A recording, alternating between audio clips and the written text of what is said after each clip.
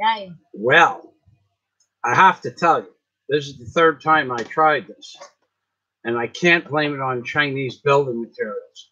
But what I can do is I can go over the products that are in this little temporary house that Daisy and I built by ourselves and show you or tell you about what has occurred to every product that we have bought in the Philippines that originated from China. And I have to add at this time, every product in this house that we have bought in the Philippines has originated in China. So we don't even have a choice as to what we can purchase in the Philippines. What small choice we have are some of the name brands that are American name brands like Milwaukee, but the tools are manufactured in China, to my knowledge, and all the components, hello Samuel, all the components of the tools themselves are reduced in quality and size and strength. Now, I give you one example, besides this Chinese plywood, which almost killed me this morning, after only being in use for 1 year, just 1 year. The plywood rotted internally, and I walked outside to shut the outside lighting off at 5 o'clock this morning that operate the lights to cover the yard for the CCTV cameras. And when I walked on this step with no warning whatsoever, it just collapsed. And this is 1-year-old plywood with oil-based paint soaked in both sides and the edges. So in theory, 2 coats of oil-based paint should have sealed the wood. But the ends of the wood have what are known as voids in them. So I bought the best quality plywood available at the local lumberyard by my home, and it's called Marine Plywood and made in China. It's garbage. I've made several videos about the Chinese plywood that comes to the Philippines. It's all garbage. People, hello, Sasha. Good morning. Sasha, I did get your message in the last live stream. Thank you. You took all the wind out of my sails. I did not get a chance to go to, Facebook, and I'll provide you. We will talk. We will talk. Okay. I have a specific reason for doing something, and I don't want to talk about it here. So, thank you. But now I have nobody to banter with. So, I apologize that the live stream just got cut off before. So now I'm going to talk about Chinese building materials in the Philippines. And anybody who lives here and knows that they're going to build something, they know they're stuck with buying Chinese products. The plastic sink that we have in our kitchen is made in China. The plastic strainer basket that goes into the sink, whether you buy it with the sink or you buy a separate one, on the box it says made in China, and the little pull top that you pull it out with, that falls off in about a week. The U-trap at the bottom of the sink, you can't make it seal without putting about 10 layers of Teflon tape around the pipe underneath the nut. So this plywood, I'm going to tell you what people use this plywood for. It should be used for firewood only. It's garbage. You buy it. If you need firewood, you burn it. That's all the purpose. That's the only thing that this stuff is good for, because it causes more problems than it solves. For instance, the Chinese marine plywood that they build boats out of in the Philippines, no one in the last 10 years has built a boat that has lasted 10 years. Most of the boats last between 5 and 7 years. They junk the boat. They put the boat on the beach and they junk it, and people come and salvage the wood out of it for firewood. which is what it should have been when they delivered it to the lumberyard. And then what they do is they take the motor out of the boat and the running gear and maybe whatever other instruments they have in the steering wheel, and they take it out of the boat, and then they junk the boat. 5 to 7 years for marine plywood until it completely rots where the boat is no longer a viable option to fix it. I built the boat when I was 17, and when I was 37, I dismantled the boat, took the running gear off and the wheel and the throttle cables and stuff like that. And the marine plywood that I built the boat out of, which was actually aircraft grade A, no knots, no voids, no plugs, lasted for 18 years. I started the boat when I was 16, and I finished the boat when I was 20 years old, and then I dismantled the boat 17 years later. And the plywood was still good. It was just a question of the motor and the running gear weren't working, and the boat needed a lot of repairs, and we just scrapped the boat and went out and bought a different boat. But this is what happens. This plywood is 1 year old. It's 1 year old, and it rotted internally because the end grain has voids in it. Anybody coming to the Philippines to build something is going to find this problem to be true. Now they have a different, they call it tiger board. It's plastic coated waterproof plywood, 9 ply. This is 7 ply. It's just garbage.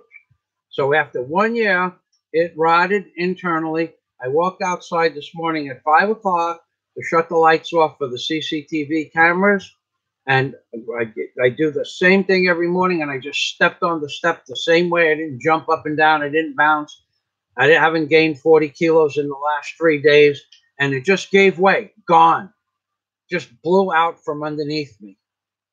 And what was sticking out on the side of the staircase were these 3.5-inch nails, 3.5-inch nails from a nail gun nails. There were 3 of them where my leg went, but I had tipped over to the left and not the right. Had I tipped over to the right, 3 of these nails would have ripped my leg from my ankle to almost to my hip. Luckily, I landed on some rocks, and I was barefoot, and I landed on some rocks and my toes didn't break or get ripped apart. But now I'm going to go over some of the things that we have in the house that I can see in this. By looking in this screen, I can see certain things. One thing that I see is a sink behind me, a plastic sink made in China.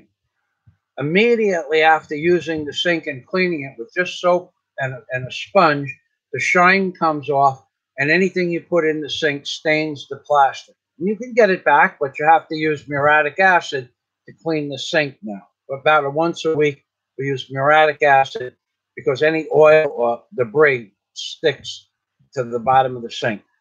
The next thing I'm going to tell you about is the U-trap underneath the sink. For a 1.25-inch pipe has a hole in the U-trap that's about 3/8 of an inch in diameter. Instead of having a full throat of 1.25 inches, it's 3/8-inch diameter hole in the U-trap. I never saw anything like this in my life. The building down the block put 10 of these U-traps in, and I was the first person to move into the building going back 5 years. And they had to come in and remove all the traps, and they went from an 1.25-inch nut at the bottom of the sink well, they opened it up to a 2-inch trap with a 2-inch U-trap, and then into a 2-inch pipe. But they had to change all the plumbing because the plumber used an 1.25 U-trap, and in the U-trap it has a hole that enters into exits the U-trap about this big. That's to prevent big pieces from going into the main line. I never saw anything like this in my life. I've been doing plumbing, electric, in kitchens and bathrooms. I've never seen such junk and such poor engineering. So you have a sink that the shine comes off, and you got to clean with muriatic acid once a week if you want it to be white. You have a U-trap with a 3/8 inch hole. There's no real way to open it up because it's inside the U-trap itself. Then you have the fittings. Now everything here is plastic fittings. Everything. It's all plastic, except for a very few nuts that are on, like if you see that spout that goes to it's the faucet. Okay, it's the faucet. The faucet is plastic. The pipe that comes from the street is black PVC, and then you go from black PVC, which is at an inch away from the faucet, you go to the thread, and on the black PVC fitting to the thread is a steel nut. That's a year old. It's 1 year old, and that is to the point where if it was under pressure, it would have blown apart already. That's how rusty it is. That's the outside of the nut. It doesn't leak, but it's to the point rusty where every time you touch the faucet, rust falls off into the sink. Now, I did plumbing since I was 15. Actually, I did plumbing since I was 7 years old with my uncle. And I put a bathroom in Mr. Ace's house. And about 4 years ago, when I went back to America, 3 years when I went back to America, I visited Brother Asa. And the sink that I put in when I was 15 or 16 years old is still there with the original brass, chrome-plated brass fittings on the bottom of the sink. Okay? So that was 48 years ago, 45 years ago. I put a sink in with the original fittings. The original sink I put in my mother's house, all those fittings were still good. None of them leaked. And I did that one with my uncle. But the uncle I call Uncle Scum Fazio. Okay, he was a good plumber. He was a good carpenter. He taught me a lot of stuff, but he was a criminal when it came to charging people for extras. But moving on past that. So that's the plastic faucet. Doesn't leak, but the fitting around there is getting ready to completely wear off. Those hooks that you see that the cupboard utensils are hung on, those are getting rusty where the hook meets it's rubberized, but the rubber has shrunk and now it exposes the metal, and those are getting rusty. The refrigerator. The refrigerator has magnets in the door. Hello, Psycho.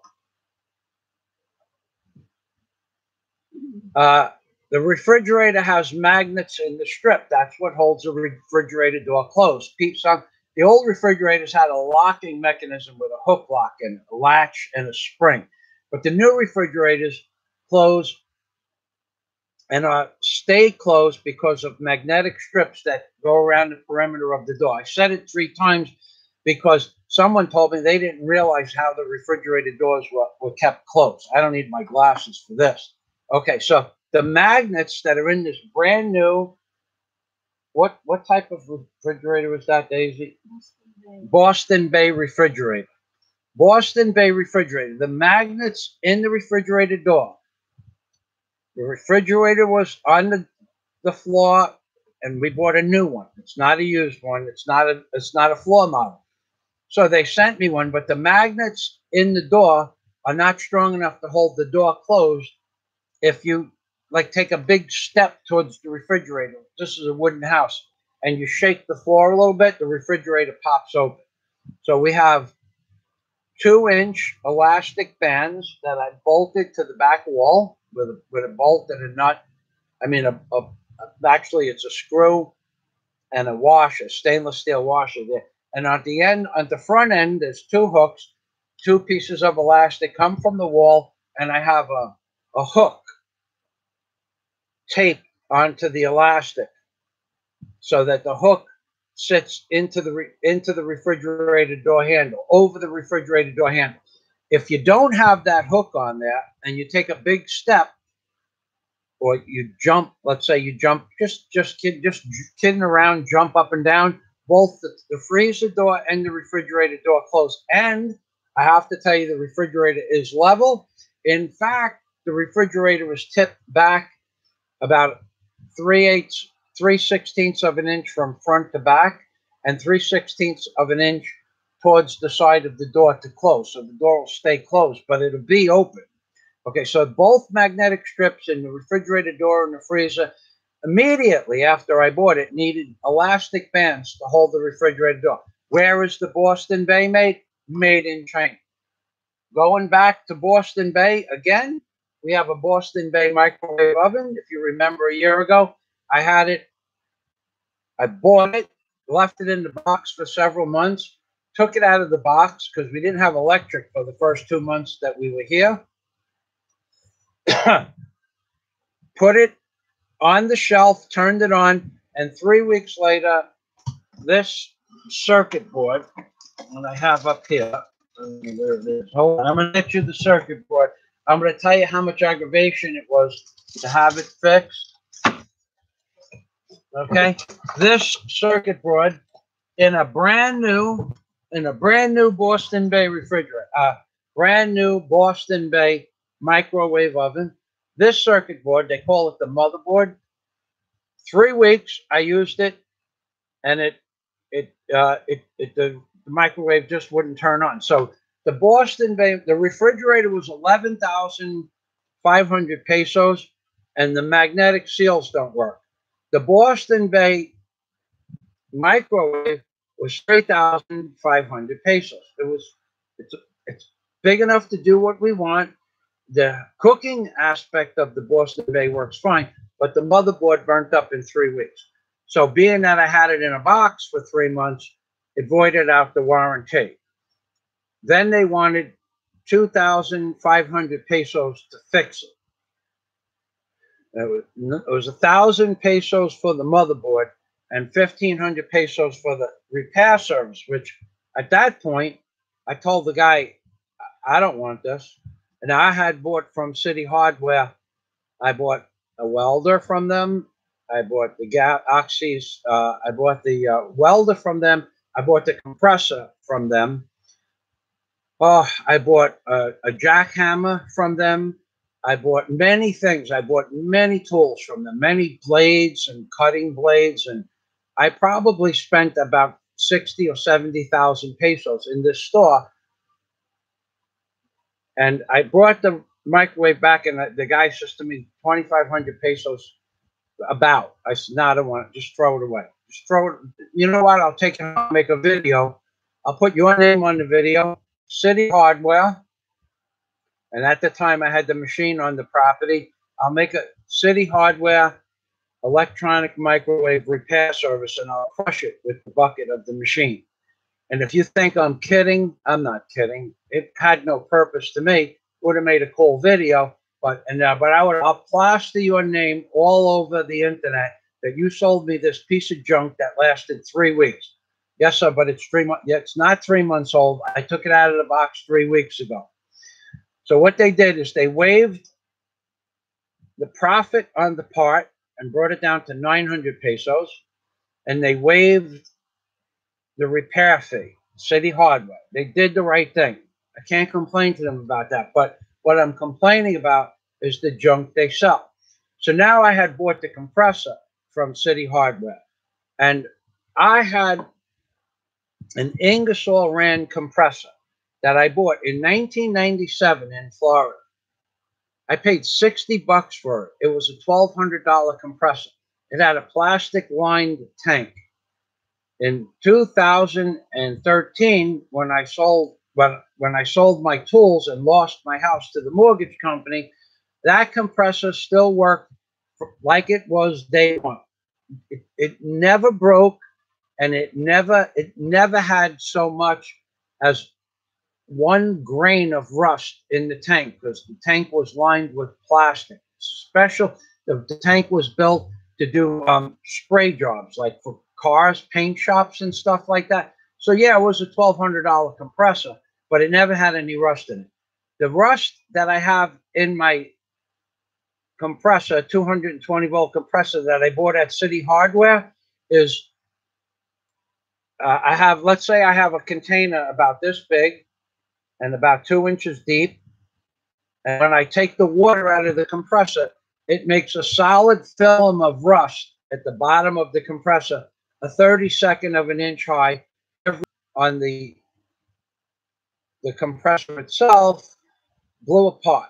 I had to get another, replace the compression valve on the compressor. Now, also from City Hardware, I bought this, and that the compressor's made in China.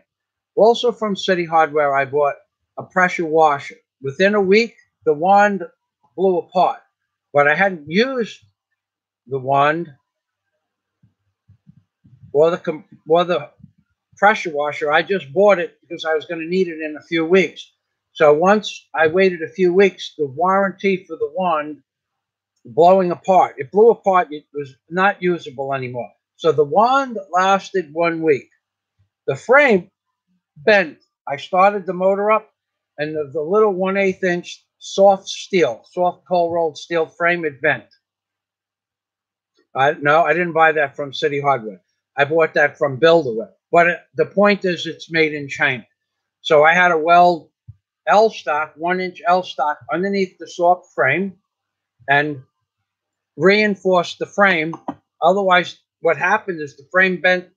I'm going to tell you, the frame bent 3/8 of an inch right off the get-go. It bent 3/8. It was only an hour running, and I had to stop, turn the machine upside down, dump the gas out, and weld brackets underneath the motor, the motor chassis and the pump chassis.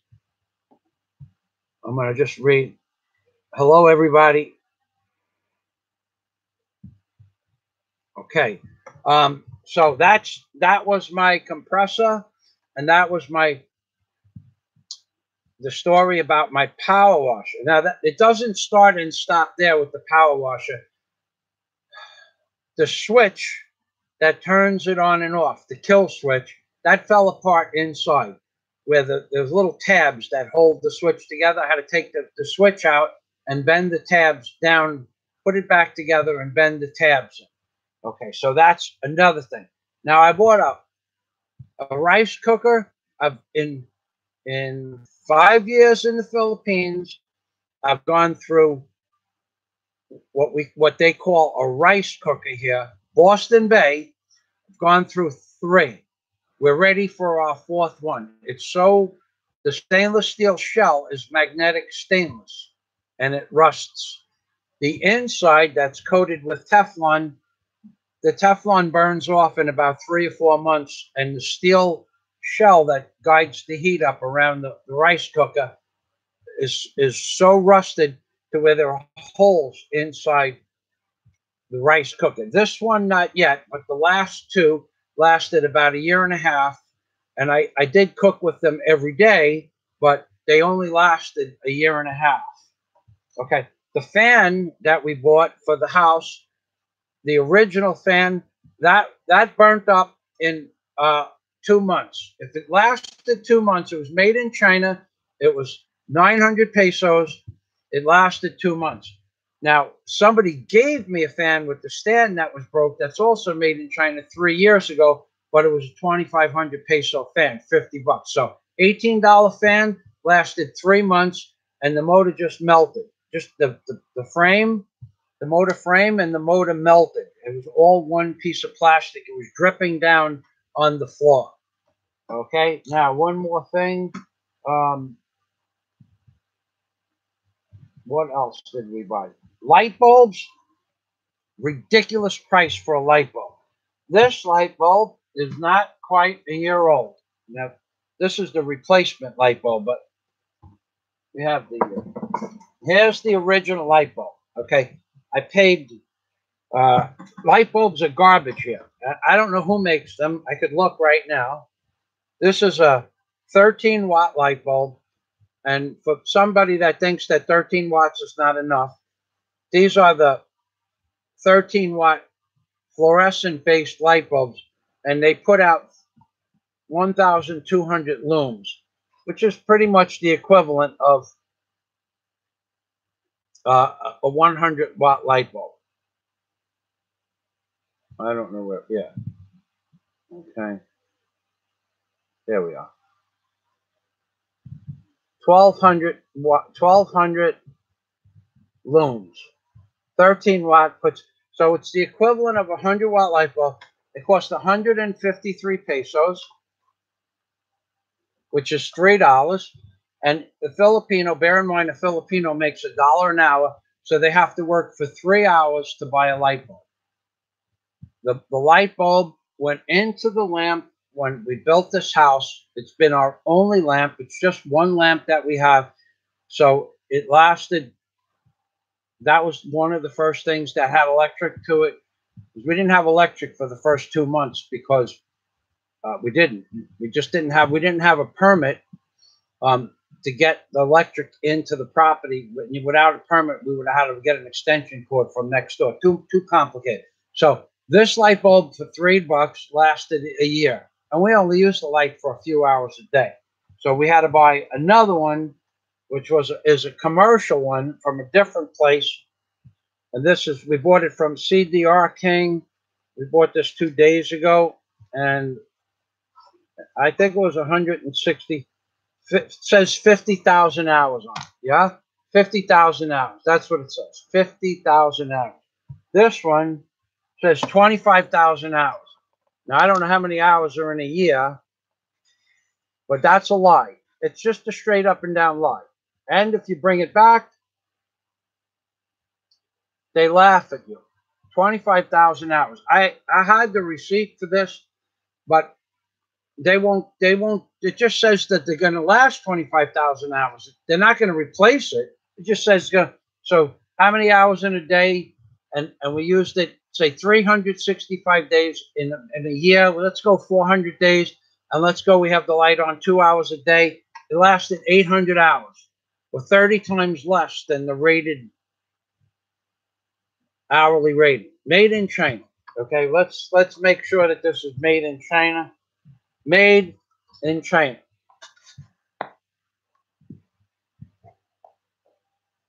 See that? Made in China.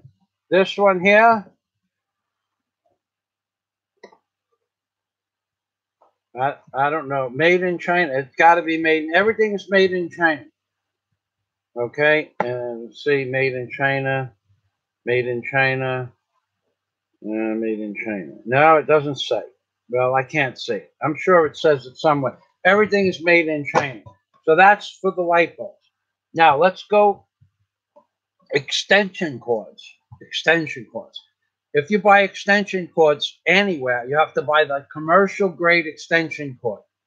If you buy an extension cord for 250 pesos or $5 for a 6-foot cord, and you hook up anything more than a light or a small appliance, like say you hook up the rice cooker to a $5 extension cord, you bring from the plug to the rice cooker, you have a 5-foot cord, it's going to melt the on-off switch. Even if you don't turn the on-off switch on the plug, the ones that have a plug, an on-off switch with 3 plugs, it melts the plug. But even if you don't have a plug, an on-off switch, there's little brass bands in there. That's what the plugs make contact with. The wire is so thin, it's a 18 gauge wire. Some are 20 gauge. Okay, so it doesn't carry enough current. So you can't spend $5 for a 5-foot, 6-foot plug because that's 18 or 20 gauge. So you basically have to spend $10 for a 5-foot plug, which brings you down to about 14 gauge. And that will work. But the 18 gauge wires, if you put the rice cooker to them, they might last 3 or 4 months. And then the wire just gets so hot where it meets the brass strip that it melts. And then you can solder it again, but you got to take it apart and solder it. If you don't have a soldering gun, you have to throw it away. There's no way to fix it without a soldering gun. So let's go. So digressing back to stainless steel products. Stainless steel sinks in the Philippines, don't ever buy a stainless steel. Even if it says non-rusting sink, non-rusting stainless steel sink, it's magnetic stainless.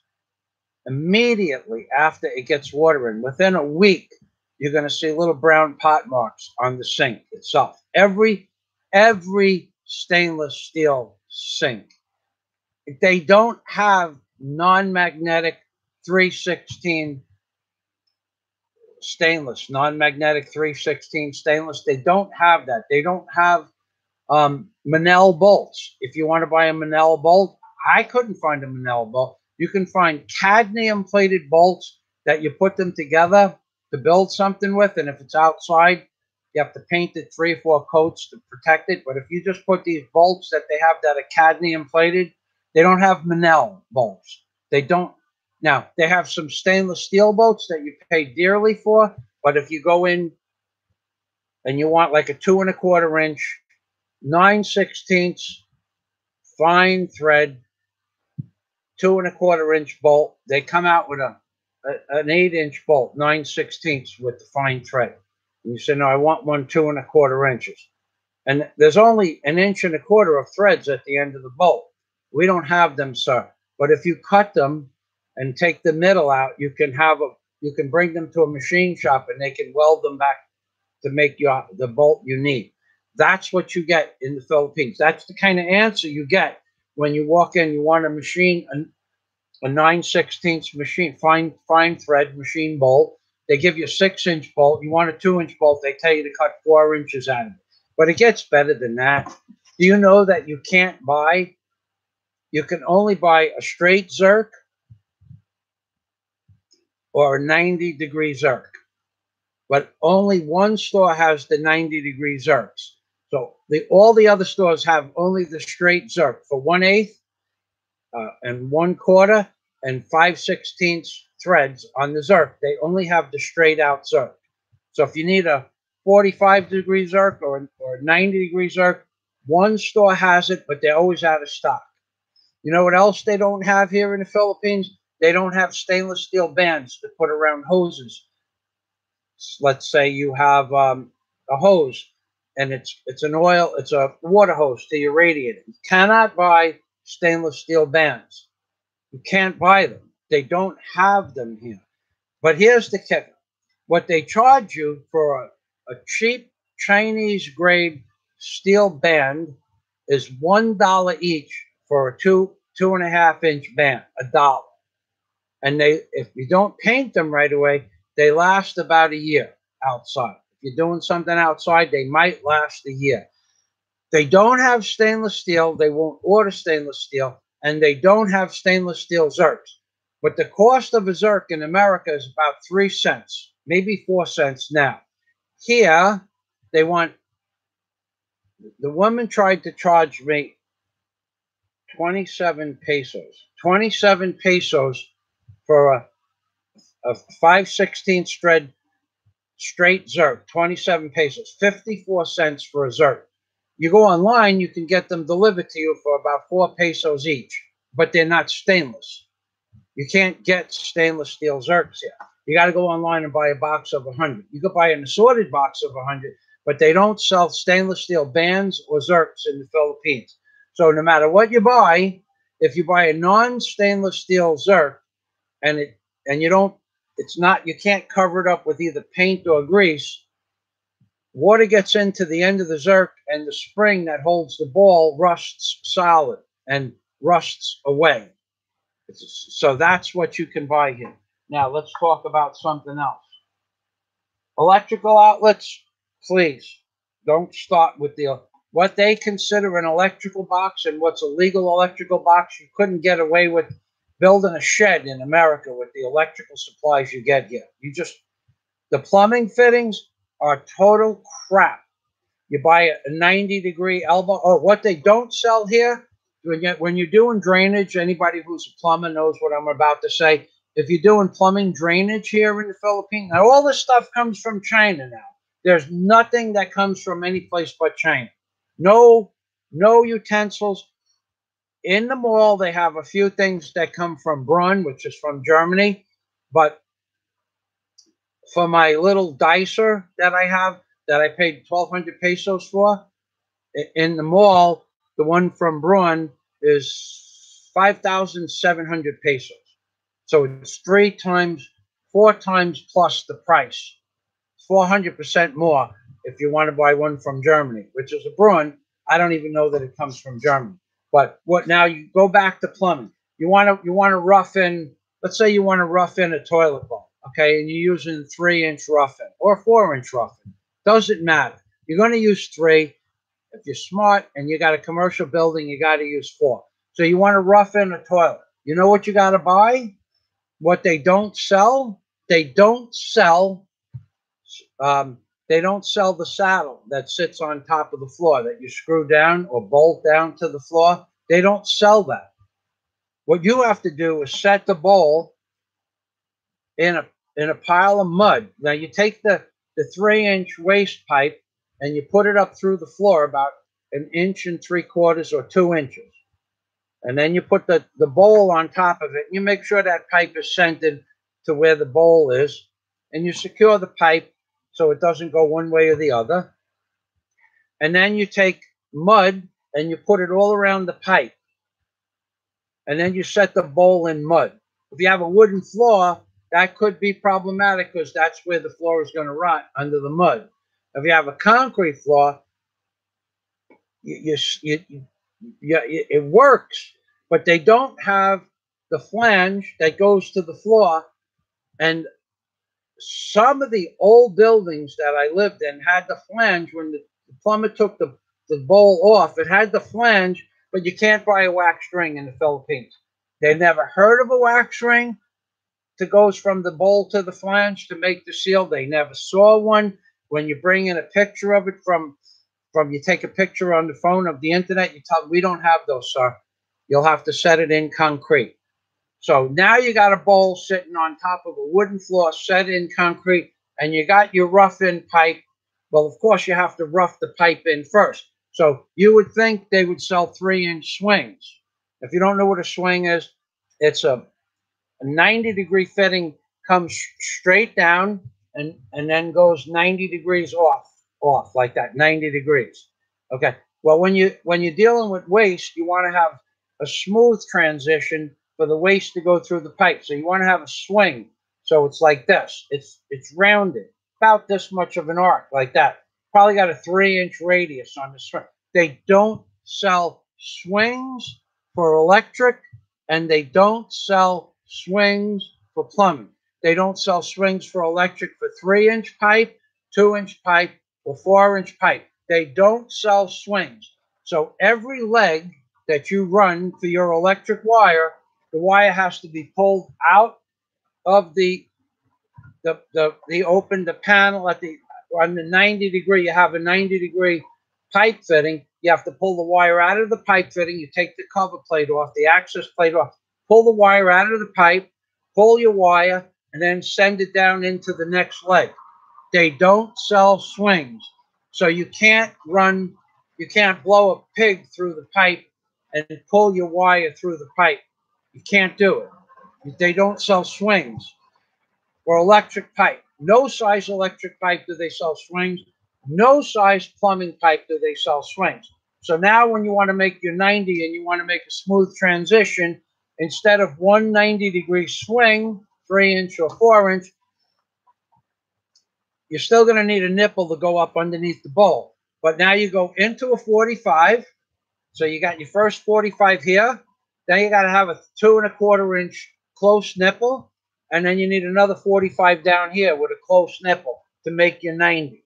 Okay. They don't sell swings. So now instead of one fitting, you need 3 pieces. You need 2 45s and a close nipple.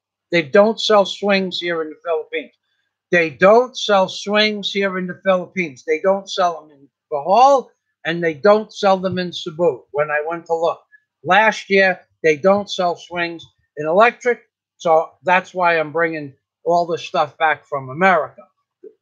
Okay, so now you go into your Chinese steel. Okay, I have 4 pieces of Chinese steel that I used as an experiment. I put them on top of a rack I have in the backyard, a covered rack, but not waterproof. The water drips on the steel. On the number 6 would be 3/8. On the number 6 bar, I would say 25% of the number 6 bar has rusted off. On the number 8 bar, the same, 25%. Okay. So the 8 bar is the biggest that I would have to use here. But on the 3 bar, which is three tenths of an inch, it's basically, it looks like a piece of thick wire. It's garbage. The Chinese steel they make. So when I do get to pouring the footings and the things, I'm going to paint my rebar. I'm going to take a piece of 4-inch PVC. I'm going to cut the top of the 4-inch PVC. I'm going to make it 20 feet and a few inches long. And I'm going to dip my rebar 2 coats into oil-based paint, which I have in the shed.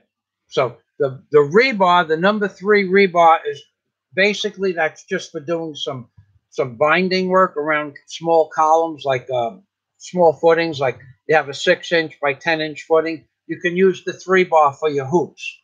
Okay, it's part of their code. I wouldn't use 3 bar. I'd use 4 bar, but that's what they said the code was. So I bought a piece of the Chinese metal. The Chinese rebar is just garbage. So that's where you're at with the Philippines. So this again is the Chinese plywood that I bought a year and maybe 1 month ago. Put it together, put 2 coats of oil-based paint on it, thinned out 25% the first coat and the second coat, and then when it was sealed to my satisfaction, then I put a coat of latex over that. And this is, it rotted internally, not from the outside skin, but the edging of the plywood has voids in it, and from the constant rain, it went into the void. So I'll answer some questions now about Chinese materials in the Philippines. Oh, let me tell you about Chinese air conditioners in the Philippines. In the first building that I lived in, I told the man before I moved into the apartment, I wanted a 1-ton air conditioner, which is like 12,000 BTU. And he said, no, it's not necessary. So I said, look, I've been doing construction for a long time. This apartment is on the corner of the building. The sun comes up in the morning and hits the front of the building. And then in the afternoon, it hits the roof over the building. And then at night, when the sun sets, it hits the back of the building, all my apartment. Please buy me a one. No, sir, it's not necessary. So I said, okay. That air conditioner, I used to turn it on. I never shut it off unless I was going on vacation. It took all night to cool off the room enough for during the day for it to be barely bearable. And that lasted about 1 year. And the compressor just blew up one day. Just boom, boom, boom, boom, boom, boom. And that was it. It was garbage. So he went to repair it, and he paid 10,000 pesos for the aircon, and they wanted like 6,000 to repair it. So he bought me another 1-ton unit. I said, why don't you buy me a 2-ton unit? Why don't you? Because they're expensive. I'm going, yeah, but the 1-ton unit only lasted you a year. If you'd have bought that, now it wouldn't have it. He goes, but you leave it on all the time. I said, no. I told you to buy a 2-ton unit so I would be able to shut it off. I had to leave it on for a year because your building is too hot from the sun. So he bought another 1-ton unit, and that lasted a year and a half. Okay. And then he bought a 2-ton unit, and then I had moved out by that time, but shortly after that. So now he goes and buys 1-ton units for the rest of the building. He's replaced every single air conditioner in the building. All have been replaced, except on the ground floor. Not all. The ground floor ones, they don't work so hard, but all the second and the third and the fourth, they've all been replaced. You can see when I go by the building, you can see the plastic chassis that they sell now for opposed to the old. Nothing lasts. All Chinese junk in the Philippines. Nothing lasts here. Buying Chinese tools. You buy a Chinese crescent wrench, like that'll break a 1-inch nut, and the 1-inch nut, if it's really tight, snaps the crescent wrench. The thumb screw with the knurled thumb screw, that it will snap that pin that goes through the thumb screw. If you you got a 14-inch wrench, you got a full-size man hanging on it, and maybe use a little leverage, it'll snap the face of the jaw off out of the wrench. It's made like a T. The T slides in and out. It'll snap the T off the face, or it'll snap the thumb screw if you put too much pressure on it. It's so much fun living here. All right, so I'm gonna go up to the top. Sasha says China shit. That's true.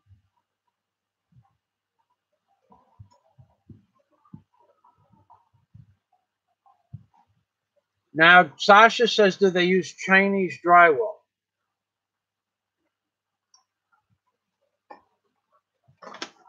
I don't know. Well, I guess. I would imagine they don't have a drywall plant here in the Philippines that I know of. So I would imagine that they're using Chinese drywall, yes. What they use in a lot of cases, they use this one, what we call in America, Wonder Board. But our Wonder Board is 1/4 of an inch or 5/16 of an inch or a 1/2 inch Wonder Board. They use 1/4 inch Wonder Board here. But by the time you countersink the hole in the 1/4 inch Wonder Board, you don't have much board left. So if you turn the screw too much, it shatters what's underneath it. So you can't get 1/2 inch Wonder Board. Well, what you could do is you could put 2 layers on, but people use one layer. But then if you bang a dresser or a chair up against the wall, the screws pop out. It blows apart. So you got to double screw the 1/4 inch Wonder Board if you're using it in the dining room where chairs might bang up against it, or in the living room where a couch might go up against it. You got to double screw it from your like 30 inches to 48 inches high, because any banging on the wall knocks the screws right through the Wonder Board.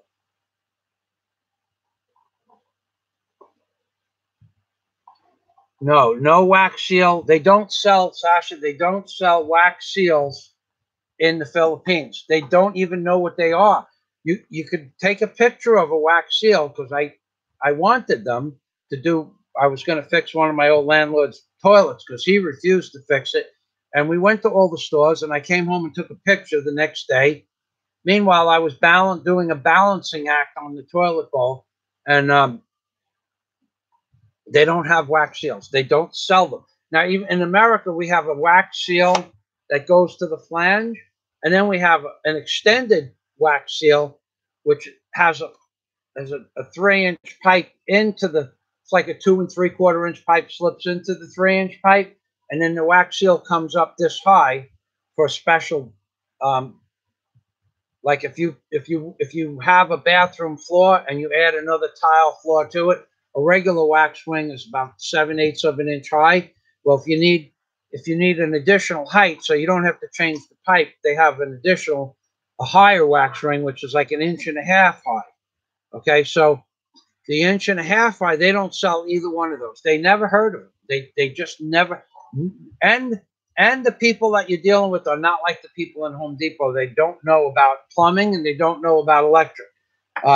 Yesterday, 2 days ago, when we went into the city, Daisy and I, to do our big shopping and get my computer repaired, I asked the woman for the light that you put in your yard, outside light that shines on the wall and turns around and makes designs on the wall.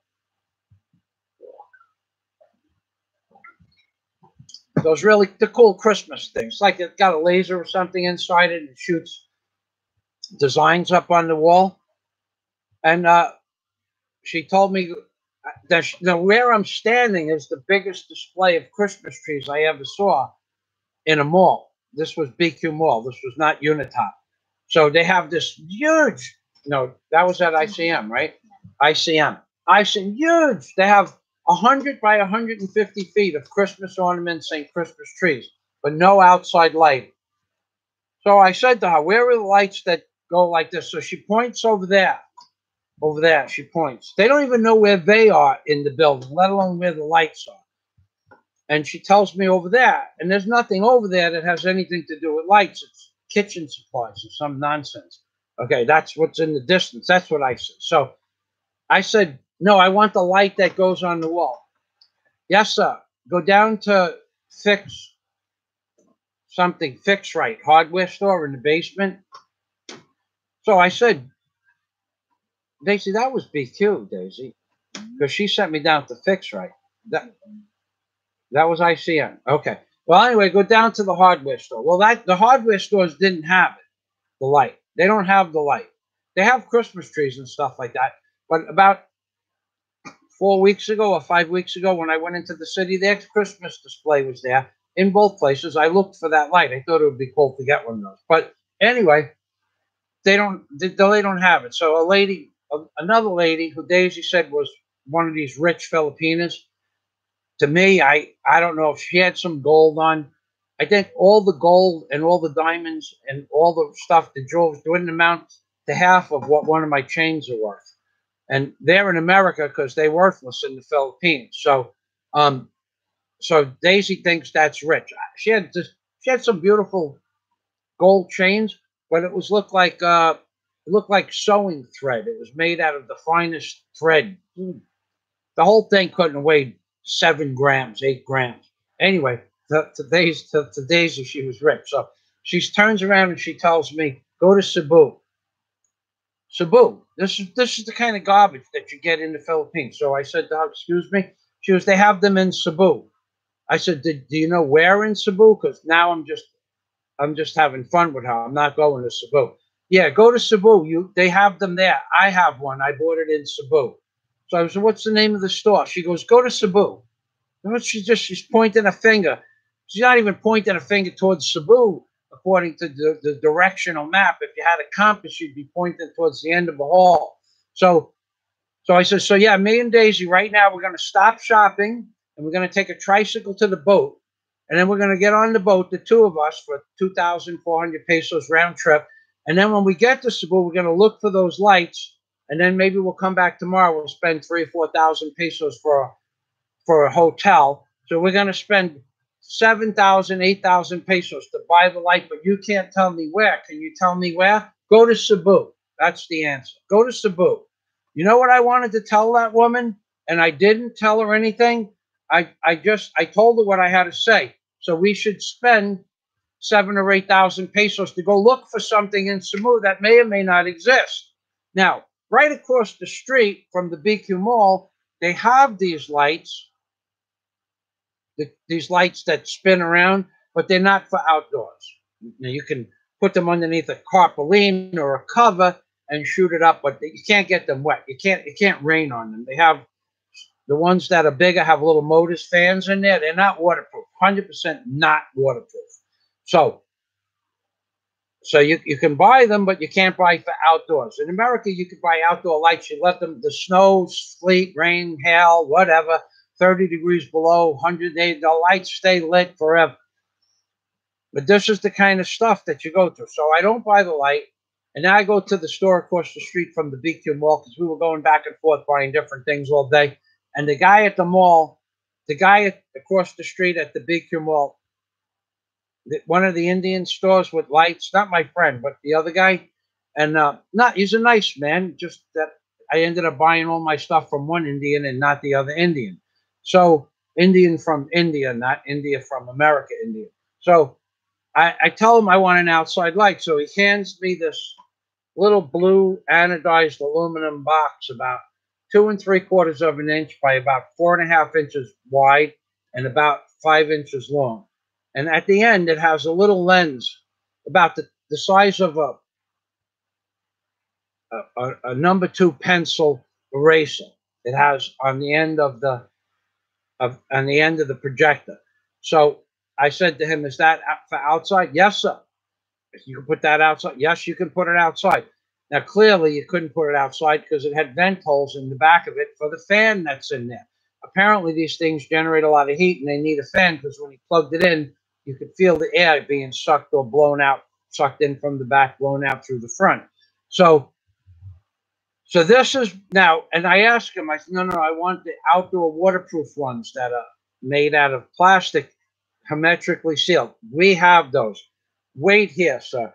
So I walked to the front of the store because I'm getting ready to leave. I know where he went. He went down the block to ask the guy in the store that I went to a few days ago, that the same day in the morning. He goes and he takes one of his off the display. So the display, I don't remember what it was, but it wasn't outside, so I didn't look for a price. He comes back, he shows me, this is plastic, it's waterproof. So I said, but it still has holes for the fan. Yes, but you can cover it with a box, and then you could. So I said, well, no, I don't want that. I want a waterproof one. I don't want to be dealing with. If it burns up next week, are you going to give me a new one? No, sir. No, sir. So I said, I just want a waterproof one. So he goes, but this one is only 5,000 pesos, $100. I'm going to tell you something. This thing, you can tell by weight of what something has a value, if it's worth anything at all. It weighed about, I don't think it weighed a pound, the whole thing. If it weighed a pound, and it maybe weighed 17 ounces, maybe it weighed 15 ounces, but it wasn't much more than that.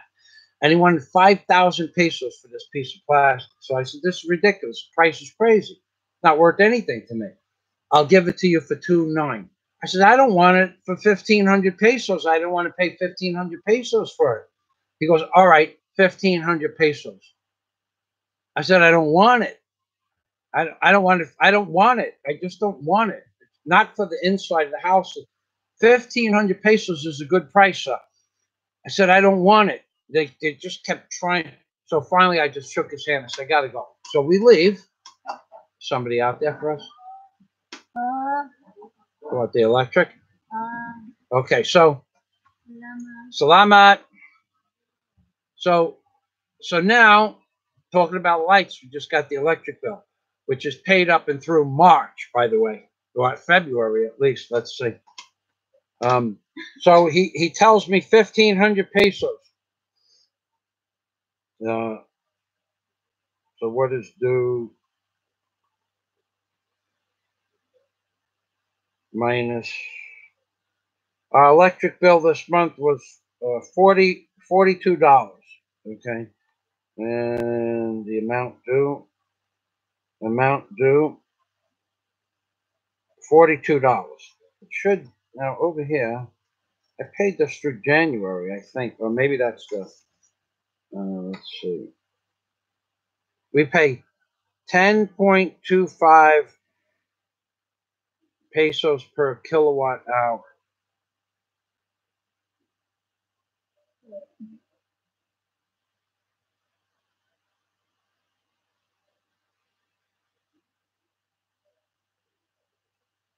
Well, anyway, this is paid. I thought I paid this through January. It should say negative. Anyway, we owe the bill for this month was $51. Oh, okay, I see where this was. $51, but I had a credit. No, that's 51.52. I don't even know how to read this stupid thing. You think they would make these things simple? No billing month, total amount. Okay. Arrears count. Number of billing months, total amount 000. So we don't owe anything. So I usually pay the bill just 6 months in advance. So he tells me 1,500 pesos for the light. And I said to him, I don't want the light. He goes, I'll give you a discount. If you buy it now, I'll pay cash. I'll give you a better price. I'm going, you started out at 5,000 pesos and you're down to 1,500 and you want to give me a discount? What the hell is this thing really worth? I said, I got to go. And we excused ourselves. He's a nice man, but he started out at 5,000 pesos for something he was willing to go down under 1,500 if I pay cash right now. They don't take anything else but cash, so I don't know where the cash came into the conversation.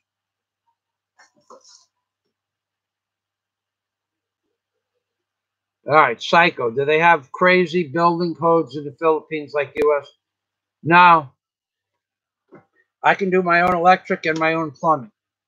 No problem. That's not, I can do the concrete, the plumbing, the electric, the wiring, the lighting, everything. I can set the panel in the wall. There's no problem for me to do that. I know how to do it. I'm an A&P jet mechanic, and I've done it 1,000 times over the course of my lifetime. So no, I can do the electric and the plumbing. As long as it's the code at the end of the day, I can sign, what I have to do is I do it myself, and then I give an electrician like 2,000 pesos to look at it and sign off the job.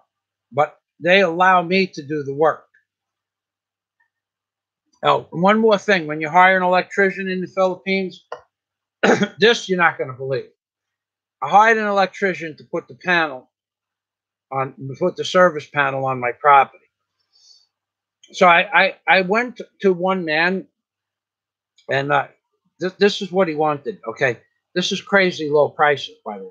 So he wanted, to the best of my recollection, 3,000 pesos plus parts. So she wanted $60 plus parts to bring the wire from the pole, run it 40 feet, and put it into the panel.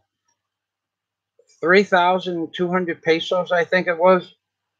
And I was all set to go with him for $60. I mean, he's gonna climb a ladder, hook it into the main line on the pole, two phases, 220, and then hang the wire to the pipe I have in the back of the property, and then bring the wire along the back of the property to the side of the property. I drill a hole through the building, and then mount this little box about this big, 4 breakers. That's what he was going to charge $60 to do. I thought that was a good price, so I was going with that. And I was at the building department, and I was telling the guy, I said, well, when I get the permit. So I gave them my permits for the plans for the project, and I told them this is temporary electric. And there was a guy standing there, and we were talking before, but I didn't know he was an electrician. Then I looked at his plans, and I said, oh, you're an electrician? He goes, yeah. So I gave him my plans and showed him where the pole was on the plans. He goes, yeah, I know that property. And I said, how much to do it? He goes, 2,500 pesos. I said, when could you do it? He goes, Monday, which is like 3 days or 4 days away. I said, okay. So I hire him for 2,500 pesos. So now I want another electric job done. I want another electrical job done, something separate from putting in the box. So I call up the guy, and he comes. Because the man who put my box in, of course I'm going to use him, but he didn't answer his phone. So I call up another man, the original man, for 3,000 pesos. And I said, look, I got another job. I used such and such. They all know each other. Yeah. I used such and such to put my panel on, but I want you to come and give me do a job for me. Just bring your tools. I have the parts here. I don't feel like doing it. I didn't have an extension ladder to run. I wanted to run outside lights for the CCTV cameras, and I didn't have a 16-foot extension ladder. I don't feel like buying one to do one job. So he has the ladder. So he goes, but you hired so-and-so. And I said, yeah. He goes, well, you'll have to use him.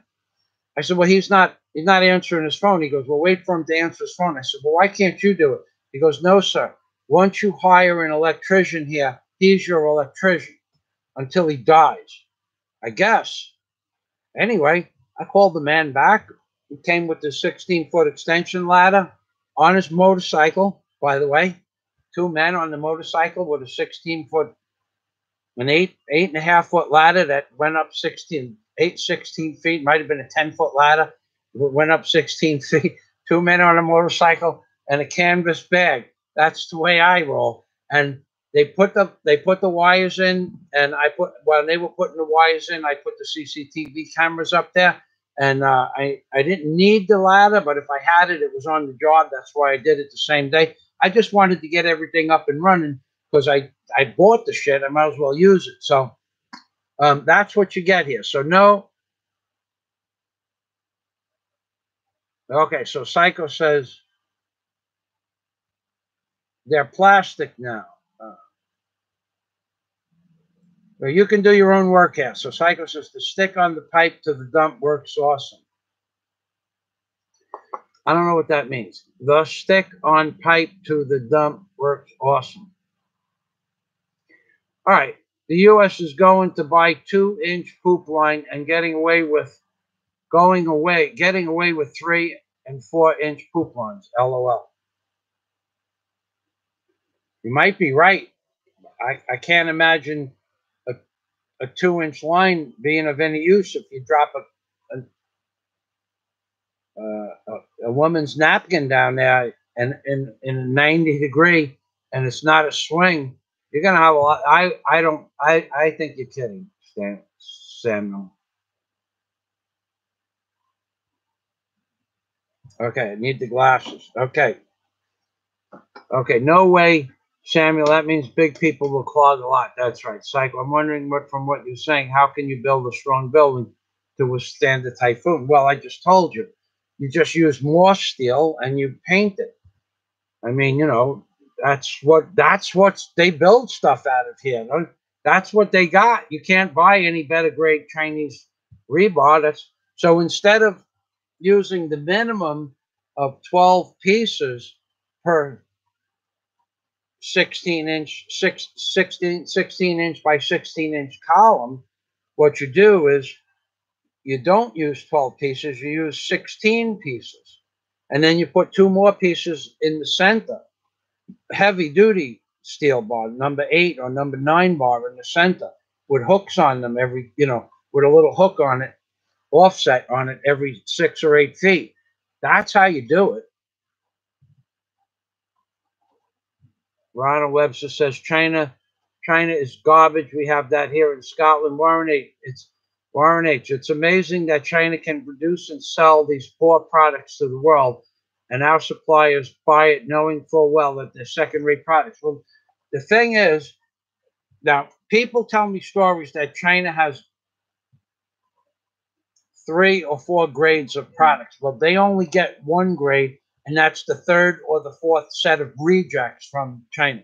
Because when I was telling you before that the plastic fittings for the 1-inch, for half-inch water lines, like half-inch PVC pipe that you run through the walls,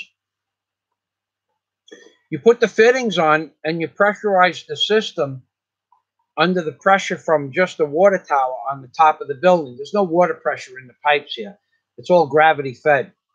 So they have a water tank with 1,500 gallons in the ceiling. So whatever pressure's in that tank, you put you test it with. You could test it with air, but you can't buy a gauge here. I have the gauges to test it. I have the gauges in the rubber blow-ups, the rubber dogs that you put in, the rubber pigs that you put in the pipe. But but basically, if you use 300 fittings and you put it all together and run water through it before you put your walls on and your plaster, half a dozen fittings are already split right from the factory that you didn't see. So you put all the stuff together, and there's a half a dozen fittings where they press the plastic together that leak just underneath gravity-fed tanks on the roof. It's a joke. Same with 2-inch fittings. If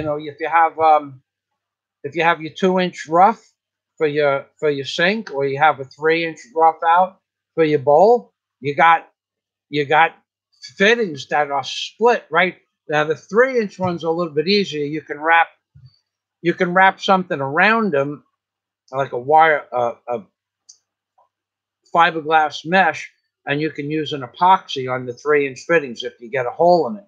But that's not the point. These are new fittings. This isn't Schedule 40 or Schedule 80. It might be Schedule, I don't know, maybe 10. I don't know what the ratings is. Garbage. It's pure garbage. It's worse. The pipes here are worse than the hollow core pipes in America. And these are solid plastic. But the plastic it's not 3/32 maybe, 4/32 maximum for the heavy wall stuff. They call heavy wall stuff 4/32 of an inch. All right, Warren H. Yep. Warren H. But even more so, they know we buy it because it costs a few dollars less. That's right. Ronald Webster, new rules from April 2019.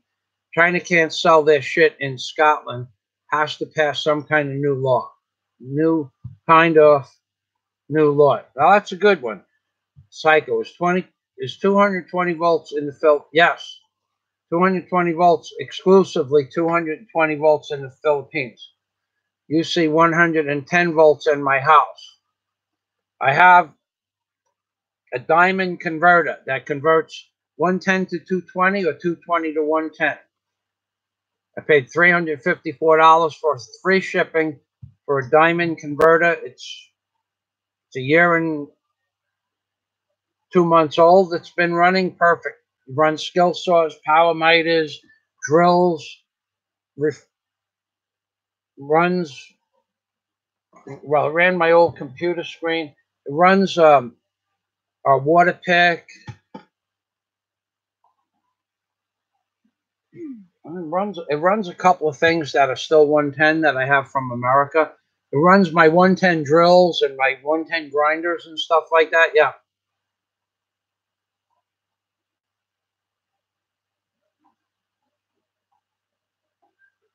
Oh, okay. Psycho's talking about a stick-on black pipe for the bottom of the toilet. Okay. Probably a little short piece of pipe, maybe. Okay, that's good to know. I'll never use one. I'll just buy wax rings when I go to America. Samuel says, my little brother is a plumber. His parts and pipes look like plumbing for a Barbie house. I asked him, does he do plumbing for Donald Trump? LOL. I seen Trump's Barbie song and dance. Yeah, the stuff they're making nowadays is very thin. Unfortunately, the stuff they make here in the Philippines, it doesn't matter what it is. It's all garbage. Here, you want to know what else you can't buy here? I can't show it to you, but I have a five plug. I have an external port hub, HUB, an external. It has 7 USB inputs or outputs. 2 on the top. The 2 on the top are for drives. They give you more power. It's almost like a firewire from the top. And the bottom 5 are for your mouse and your keyboard and stuff like that. You cannot buy an external hub with more than 3 ports. You can't buy one because no one has ever seen one. That's something that you can't buy here in the Philippines.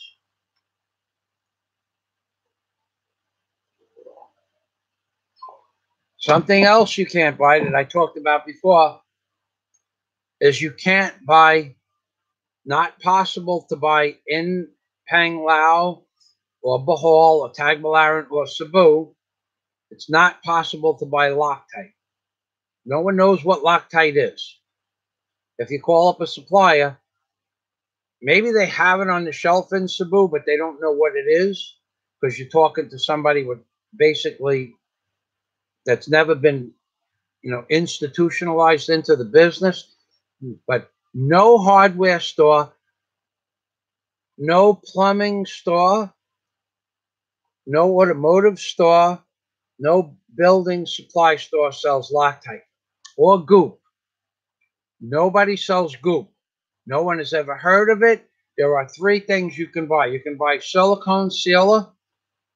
You can buy a tube of latex caulking. What used to be what used to be 12 ounces is now 10.5 ounces.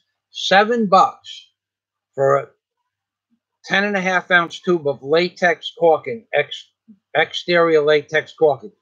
$7 for 1 tube. $7. And you put it on, it's that same stuff that you buy in America for like $1.50. It's got really chalky and it dries and it never, it gets dry and hard relatively fast as opposed to a good latex sealer. This is not silicone-based latex sealer. This is a good latex sealer. If you want the silicone-based latex caulking for 10.5 ounces, about $10 a tube. In the average hardware store, $10 for 10 ounces, $1 an ounce for latex caulking with silicone in it.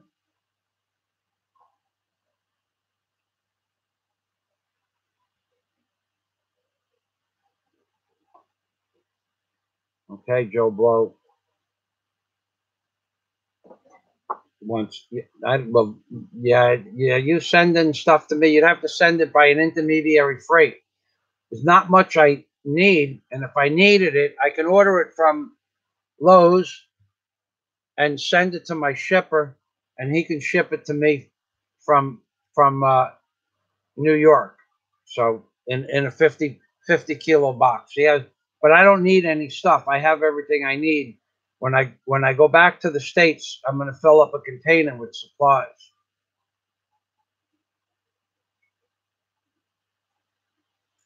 No, you hook up your own water line.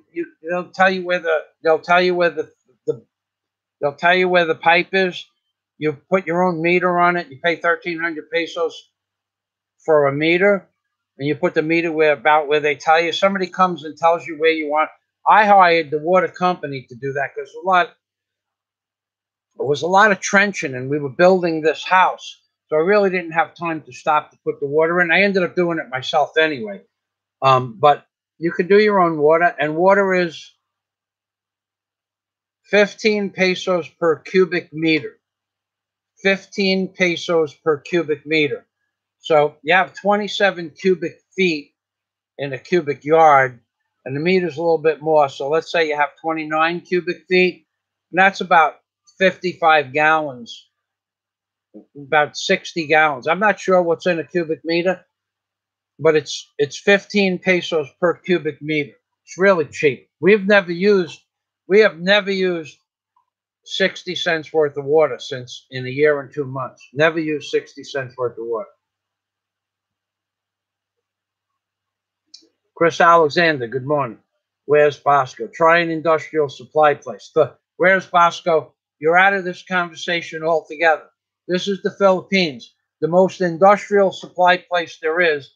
Build-A-Ware or City Hardware is what I'm talking about. These are the commercial businesses. You are grasping at straws if you think you're going to be able to buy goop or Loctite anywhere in Bohol. It just doesn't exist. It's not available. You came in late in the conversation. I went over all of this. You can't buy stainless steel hose clamps. Cannot buy stainless steel hose clamps. They don't have them. They've never had them. They're not going to order them for you. It's another thing in the Philippines. If they don't have it on the shelf, they will not order it for you. If you need an alternator or a starter, they will not look in a book for the number you give them. You have to bring your alternator or your starter into the store, and then someone takes it in the store and they take their motorcycle and they go to wherever somebody is that fixes them or sells them, and they try to match it up. There's no such thing as a computer book. They don't have, like when you go into Napa and they have the book, but they have also, you can look it up on the computer screen. They don't use computers in the automotive stores. They use books. And every time they sell you 10 stainless steel bands, they open up to a book and they write down 10 2-inch stainless steel bands. They need for the reorder. They don't have computers. They don't have computer printouts. You can't order something over the computer. They don't order things special for you. If you want something and it's like an alternator or a power pack for a motorcycle or something like that, you have to bring the old one, and then they look for the one by matching it up on something on their shelf. If they don't have goop, take my word for it. If I gave you a year ago, if you wanted to buy goop and I gave you $10,000 to look in Bohol, you wouldn't find goop.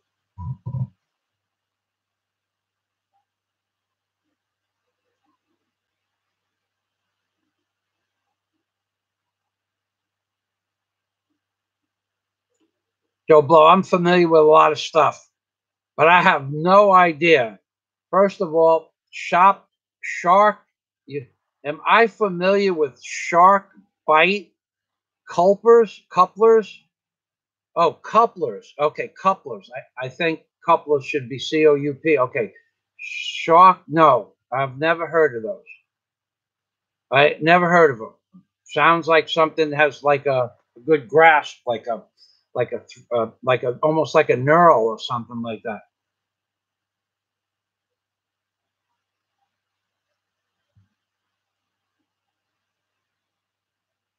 Psycho says, sorry to butt in. Shark Bite works awesome. The Chinese version has lead in it. I never heard of these things. Unions for pipe. Okay. No, I never heard of them.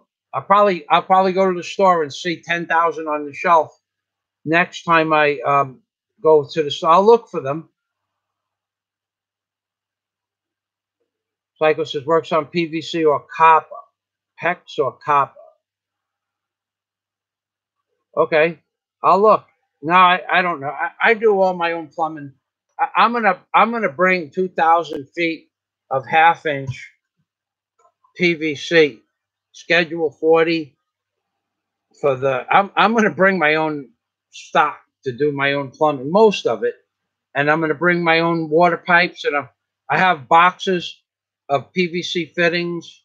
Now I had like 4,000 PVC fittings in stock because when you own a backhoe, you break water lines all the time, and I would only have to go back to my home base to get pipes. When I know I'm going to break something anyway, I keep like a bucket of miscellaneous fittings. So I had like five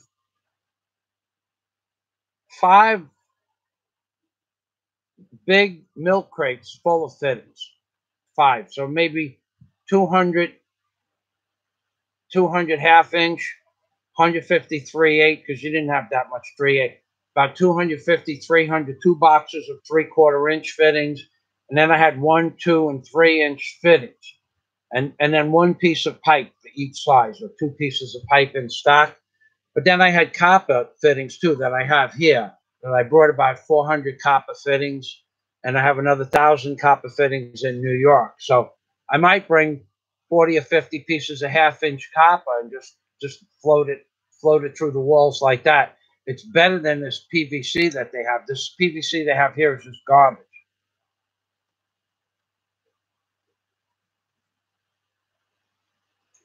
Unions or shutoffs if can't sweat the pipe. Shark bit is awesome. Also to code for underground use. I don't know what you're talking about. Is it just like a collet inside a big nut with a collet, a tapered collet? If that's what you're talking about, those we have here. Doesn't matter that copper is costly.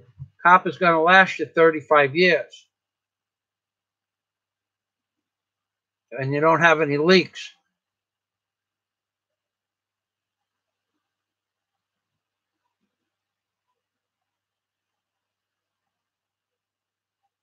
All right. I don't know how they calculate the taxes, but for a 5-meter deep building, it's 43 feet wide, so that's 9 meters. I mean, what am I talking about? It's 12 meters across, so it's not. It's 5 by, well, it's actually 5 by 11. 5 meters by 11, so that's 55 square meters per floor and 4 floors with the roof and everything. The taxes were 8,225 pesos, I think. It's less than $200 for taxes for a 4-story building, 5 meters by 11 meters, 5 by 11 meters, ground floor, first floor, second floor, third floor, and the roof. It was $200 for the taxes. The taxes on the land that I have are 75 cents a year. It's less than $1 a year for the taxes on the land. Till the building is built. Then the taxes won't go up until the building is built.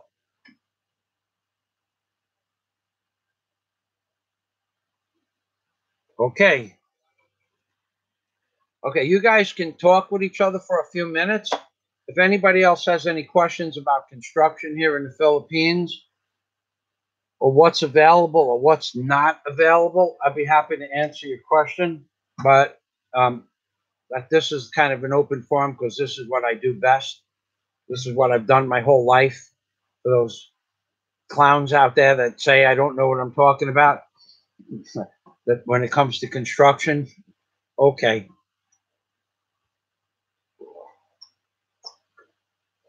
I just went in and bought my A&P jet license. I didn't take 4 years, 5.5 years of schooling.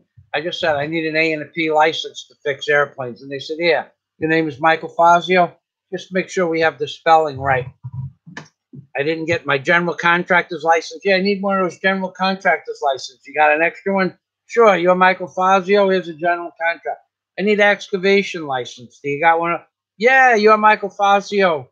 Right, you're the one with the jet mechanics, A&P, and you have a general contractor's license. You want an excavation license? Here's your excavation license. Anything else?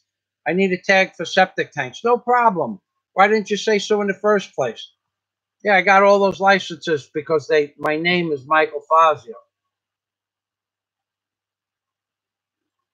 All right, I'm going to get something cold to drink. You guys continue. Think of some good questions.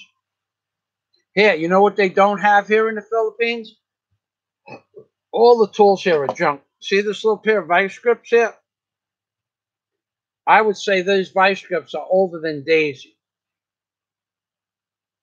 I would say they're older than Daisy. And I'm not exaggerating. See the teeth on the inside?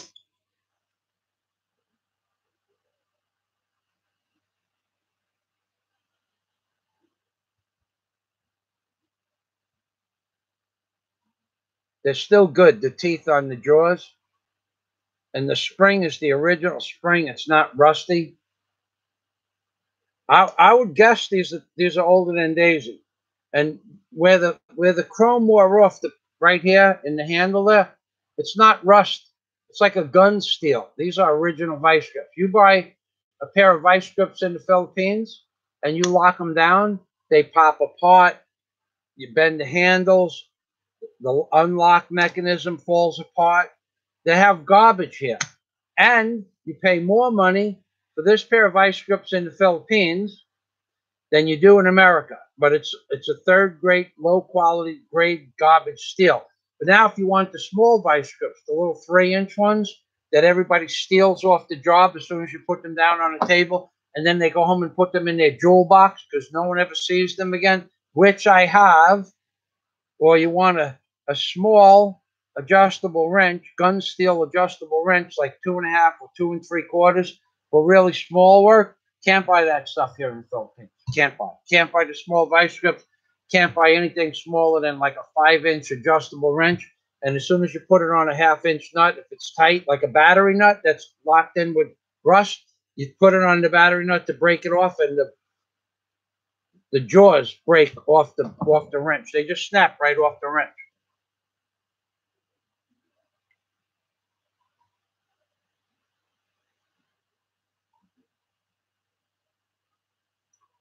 Whereas Bosco is originally from Flint, Michigan, all the family work. I went to Flint, Michigan in 1988. Pretty cool place. I mean, it was pretty flat. And I actually had a nice time there until I told a joke. I told this joke. There was everybody at the party was a really highly educated dude. Like one guy built lasers for the United States government. There was a couple of scientists. Whoever's party it was, I got invited to this oddball party. I was in Michigan buying parts for a barge that I owned in Michigan. And so I get invited to this party, and everybody's telling jokes. So I told this. So it's my turn to tell a joke. I thought this was freaking hilarious. So then they got to remember it's late at night, 11 o'clock. People were drinking, but no one's drunk. Everybody is a professional engineer, scientist, physicist, electronic radar expert, laser expert, and we're all sitting around this table. Well, everybody had. I didn't drink, but everybody had a drink. I had a drink, but I wasn't really drinking. And I said I told the joke where the guys, 4 guys go to college, and that one guy, all the 3 of the 4 guys are always scoring on girls at college, but the other guy was a little light in the loafers. So, and that was okay. That part of the joke, and then after like the first semester of the freshman year, the guy that couldn't score on women disappeared. That no one knew where he went. So, a few years later, the three men, they're still scoring on women, and on a regular basis, they're hitting on women, and they got dates, and they're all going, and they're up in their observation of the windows outside. This beautiful woman walks by the window, and they go, look at that beautiful woman, look, the one with the pumps. So they all scoot down the stairs, and they run in front of the woman, and they start introducing themselves, and the woman says, dude, don't you remember me? My name is Thomas. I was your roommate in the freshman year, the first semester. I left. So they said, oh man, Thomas, man, you became a woman. Wow, man, I can't believe that. How does it feel? I mean, well, what did it feel like? And tell us what your experience was when you transitioned from being a man to a woman. Tell us something that He goes, well, since I transitioned from being a man to a woman, everybody wants to buy me dinner. I don't have to pay for dinner anymore. Oh wow, that's really cool. You don't have to pay for dinner anymore. So what else? And the second guy goes, what else? What did it hurt? Did it hurt? And he goes, well, when they pumped that silicone into my tooth toy, it hurt a lot, but that wasn't the worst thing. So they were going. So the last man has a question, and he goes, was it when they chopped off the kumosikiyama? And he goes, oh no, that wasn't the worst part. Well, what could be worse than chopping off the kumosikiyama? Thomas, tell us. We're in awe here. Tell us what was worse than when they cut off your kumosikiyama. Now, I'm at this table telling this joke, and Thomas says, well, the worst part was when they stuck that giant needle in my head and sucked out half my brain. You would have thought I rained phosphorus down on this part. The guys were laughing so hard they couldn't see straight. This is a group of people from around Flint, Michigan. They were laughing so hard nobody could see what was going on. And the women started, you son of a bitch, you male chauvinist bastard, they started cursing like stormtroopers. And the husbands that were laughing, there's like 8 guys and 8 women. I was by myself. And the women walked out of the party in unison. In unison, they walked out of the party. The woman whose party it was kept bantering me, you son of a bitch, male chauvinist bastard, blah, blah. And I'm going, I thought it was funny. And the guys, when they realized that their woman left them, so some of the women went into the house, some of the women walked away. But one woman walked down this driveway. And the driveway, it was pitch black. So she walks into the darkness, gone. And the guy, he's pretty straight, but he's had a few drinks. He runs. I never forget this guy running into the darkness, screaming, honey, wait for me. And she didn't say a word. He just ran off into the darkness. So that night, I slept. Well, it was late. The party was over. It was over. We packed up whatever was outside. I helped pack up. The girl says you could sleep on the floor, but in the morning you got to leave. Originally, that was supposed to be my date. So I slept on the floor in the morning, and I woke up really early, and she was up cleaning up the house. So I helped her clean up the house a little bit, and I left. I had to get a bus back to Port Austin, Michigan, and actually ended up hitching. I put my thumb out at the bus stop, and the car was still in front of the house that the guy came in. And I just remembered that was his car. It was like a 1971 Monte Carlo. I just knew that it was his car because I remember my friend had one of those. I drove it to Florida. So he ran off into the distance. Wherever he went, they might have lived down the block. He followed her home, and he never came back for his car. So anyway, that was my big experience in Flint, Michigan. Now, Bad Axe, they sell good ice cream in Bad Axe, Michigan, at that little ice cream store there. But yeah, Bad Axe, Michigan.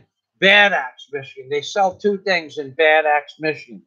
They make Ludell levels, and they have the Ludell level company that you could walk in and watch how they extrude the metal and put the wood on the frames. and they have one little ice cream parlor in Bad Axe, Michigan, and that's all they do in Bad Axe. They make Liddell levels, and they sell homemade ice cream at Mom's Homemade Ice Cream, something or other. It was pretty cool. Good ice cream.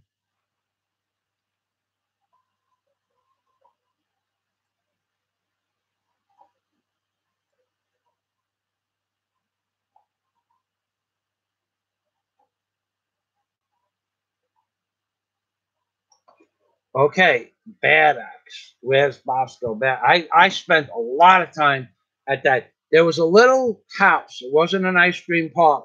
It was a little house with a table. I was in Port Austin for like 35 days repairing a barge, repairing a stern drive on a barge.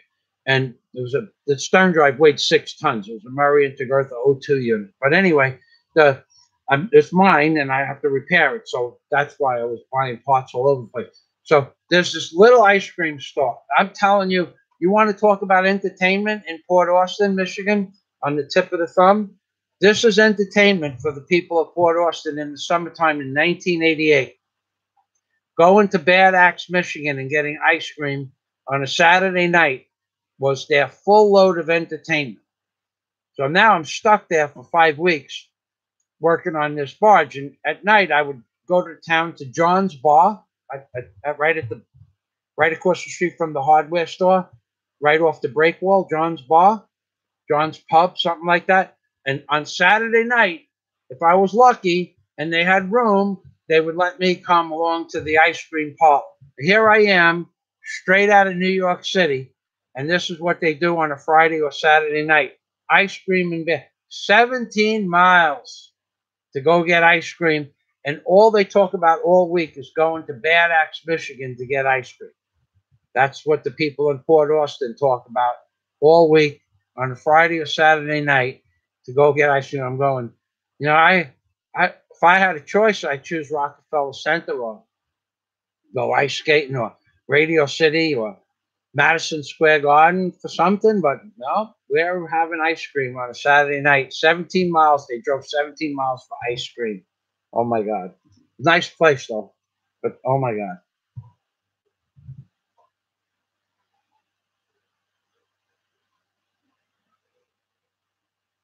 Okay. All right. So we're down to 21. After I told that joke, we went from 30 subscribers, 30 viewers to 21. Uh, okay. I need to get something, a little something over here. I need some cold water. You guys continue.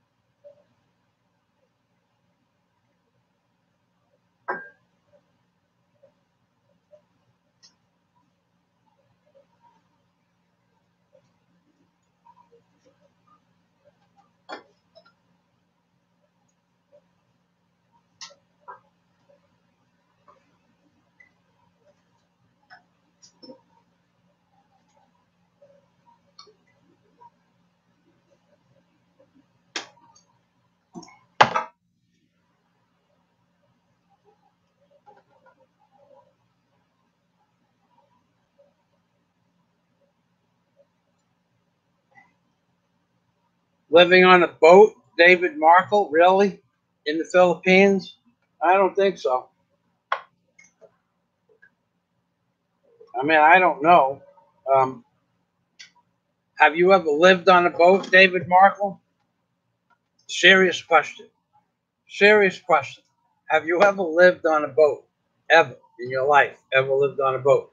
And if you have lived on a boat, I want to know the year the boat was built, whether it was wood or glass, or and how big was the vessel. I want to know the length of the vessel and the beam.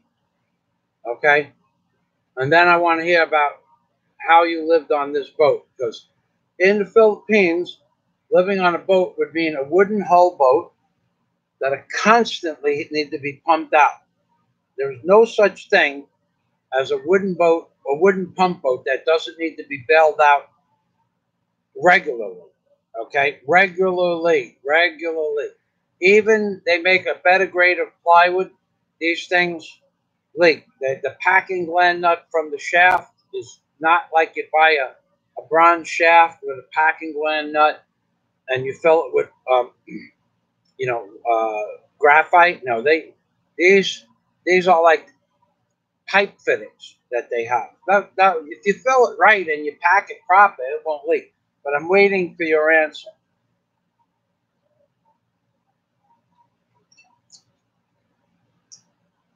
And do you know how to handle a boat? Do you know how to read charts? Now, that would be good. Do you understand how to anchor a boat if you had a typhoon coming? You realize that you need 3 anchors with at least 300 or 400 foot of line to really anchor a boat during a typhoon if you want to keep the boat. You do realize all of that stuff, right? And so, what size boat? I don't see any answers. David Markle, I hope you're typing. You're not living on a boat here in the Philippines. Now, it's safe here. I mean, you could live on a boat off the shore where I live. No one would have a problem with that. Not with dumping your waste or nothing like that. They don't care about that. But do you have the background to live on a boat? No, but I will need it. Yeah, you know what? Give it to me. So it's not that I'm not saying you don't have the background, but if you're not a boatman, if you're not a boatman, if you're not a boatman, then you'd need to buy a fiberglass boat that didn't leak. Okay, and the fiberglass boat that you didn't leak, oh, some people think they could live on a 30-foot fiberglass boat with a. You open it or no? Did you open any? No. Some people think they could live on a 30-foot fiberglass boat by themselves, and then of course you need a dinghy to get to shore.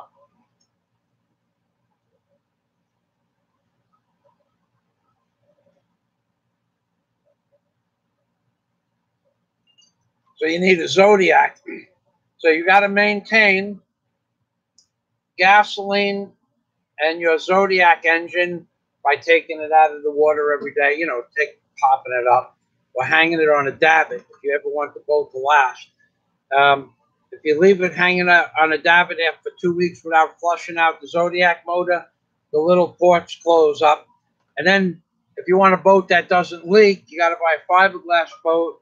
Fiberglass boats here are very rare where you see anything bigger than a 21 or 22, 24-foot center console. But if you really want to live on a boat, you got to buy about a 40-foot boat with a 12-foot beam. And those boats draw 36 inches of water.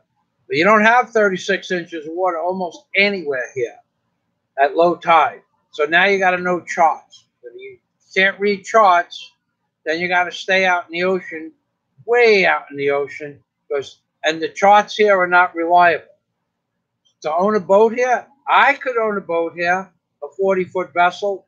I can read charts, but I wouldn't, because the charts are not reliable. I've seen charts that just, they don't, I've seen charts of the beach where I live, and it doesn't give you an accurate reading of the depth anywhere within a mile radius of this house. So I don't know. Could you own a boat? After you go outside the reef, you couldn't put a 40-foot boat inside the reef. It would bottom out at low tide. It'd be on ground. You can't do that. And you have to go outside the reef where you're in 30 foot of water, 25 to 30 feet of water. But you'd need 300 foot, you'd need 400 foot of anchor line 3 times. You need a half a mile of anchor line basically to port down in a typhoon. 3 big anchors, 300 kilo anchors. Yeah, I don't think I could. Do I know what I would need to do it? Yes. Do I have the money? It's cheaper to build a 4-story hotel than to buy a 40-foot boat. And then gas here is $5, 50 pesos a liter, $4 a gallon. Diesel's $4.50 a gallon.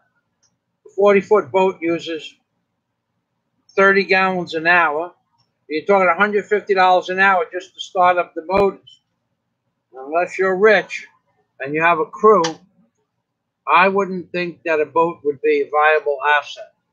Samuel said it best.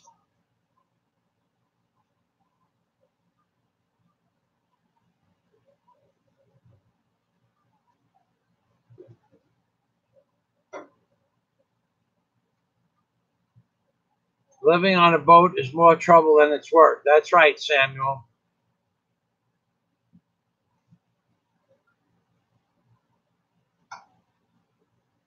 David Markle gets seasick. You're not a boatsman. You know, the answer to your question is still yes. You could live on a boat if you're rich. You could buy a 40-foot boat. You need a 2-woman crew. You need a woman captain and a woman to do your cooking, and another woman to do your maintenance, and another woman to keep the boat clean. You need 4 women on a 40-foot boat. 4 and 4 is 44. That's a nice round number. And then you. So you need somebody to take care of the boat. And then you'd have to have one of those. You could use one of those 4 women for a double job. She could come to shore with you in the dinghy and then go shopping. But man, I knew a guy that lived next door that owned a boat. And all he did was every day come off the boat. He had to hump all the stuff off the boat so no one would take it. And then hump it back, or hire another guy that lives down the block to sleep on the boat at night, and then he'd have to feed the guy, so the guy would have to stay out on the boat and then swim to shore because he took the dinghy to the shore. And oh, what a mess. No. Unless you had 2 dinghies. If you had a big boat, you could have 2 dinghies and 2 people could come to shore, and one person could take the dinghy back and leave one there. Yeah, you could. Are you rich? If you're rich, you could do it. Yeah.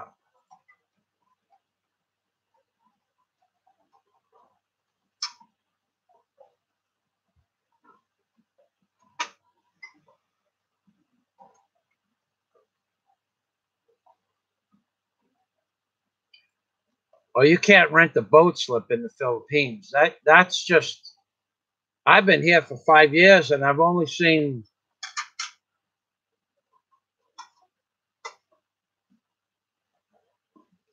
I used to build piers, catwalks and piers. I've never seen one here on the island of Bohol. Never saw a pier like 100-foot pier out to the ocean. That was what I did, and in Cebu, for a 30-foot boat in 2012, there's a guy named Tony who owns a marina in Cebu. I don't know if he's still there. It was $1,200 a month plus electric and water for a 30-foot boat. Big boats were $2,000 a month, like a 40-foot boat, $2,000 a month just for dockage. Nothing else.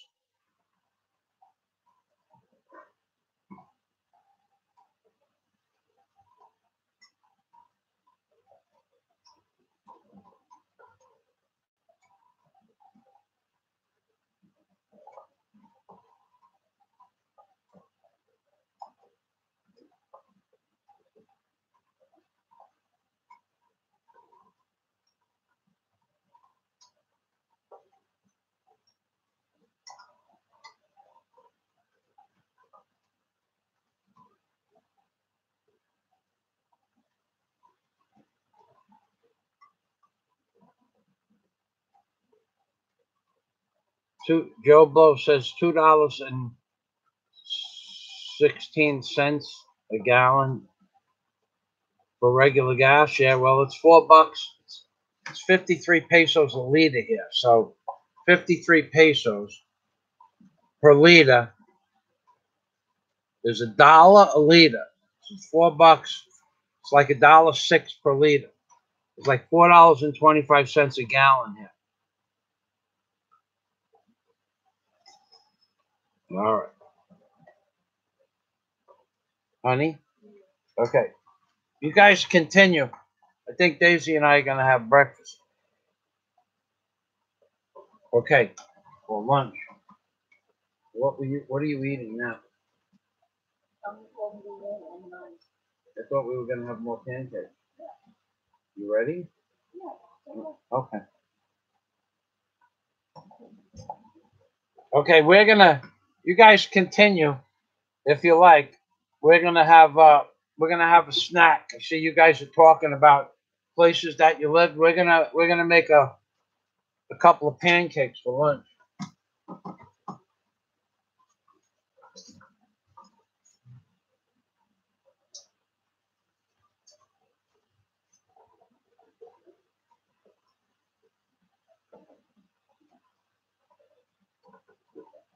See, it started to get, see how thick it got?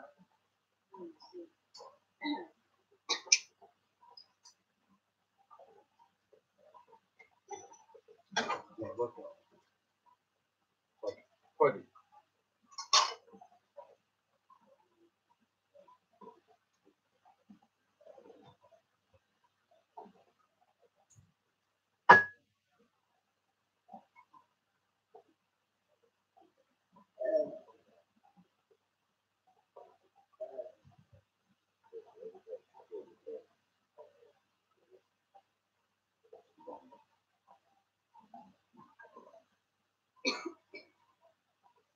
Probably enough.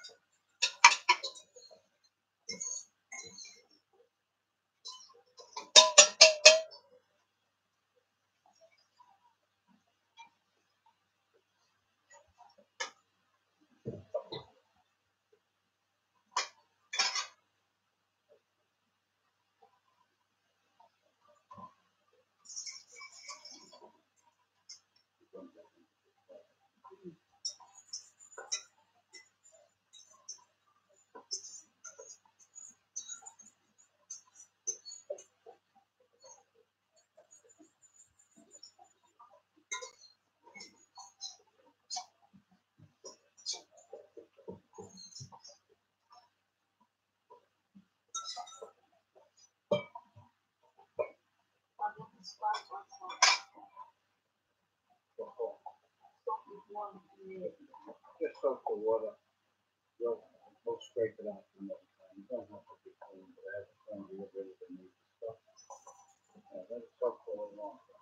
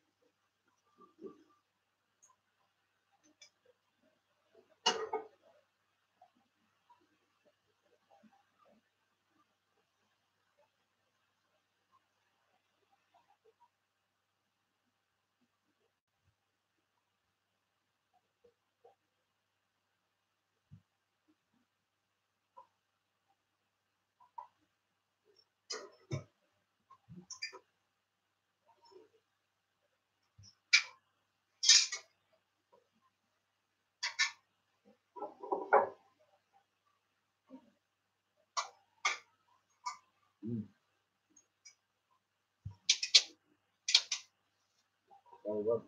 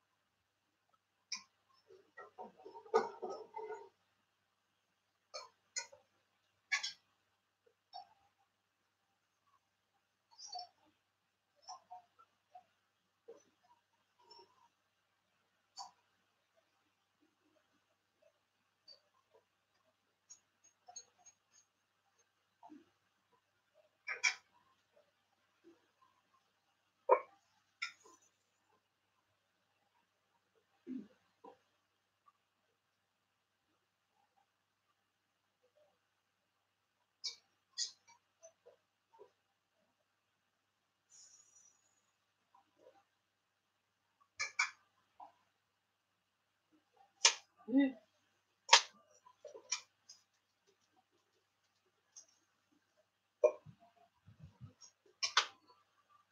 Mm.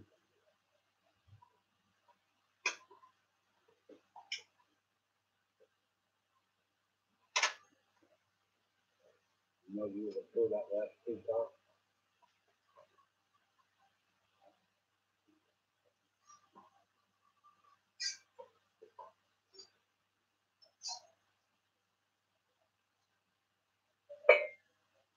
Mm.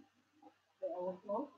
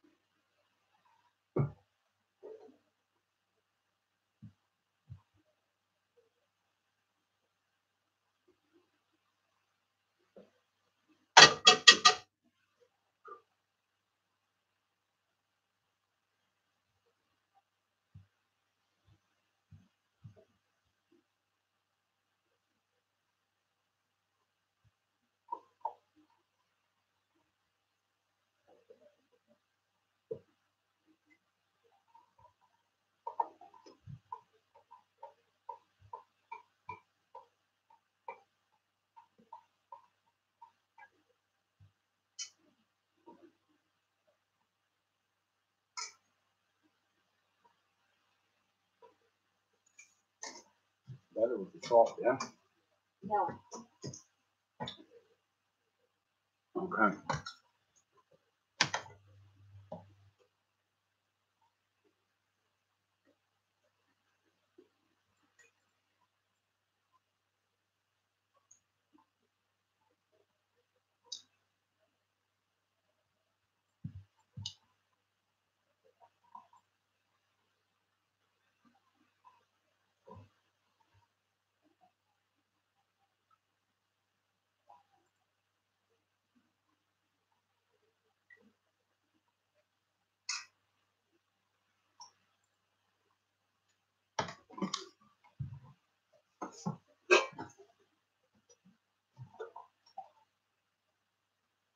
When you start to turn the pan, when you want to take the edges up like this, Mm.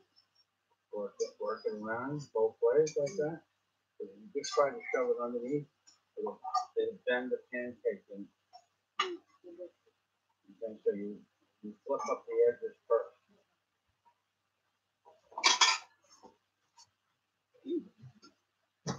Not finished cooking? If you like. Okay. When you're done, just bring the plate over here.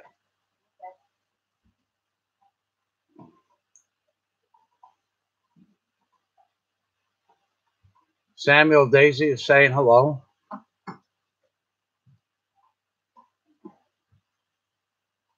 Daisy. Ah.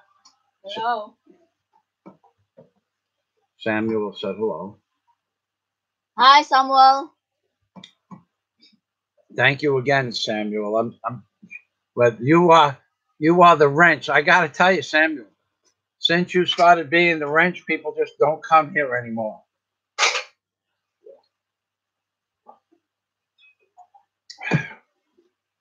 It makes a big difference too.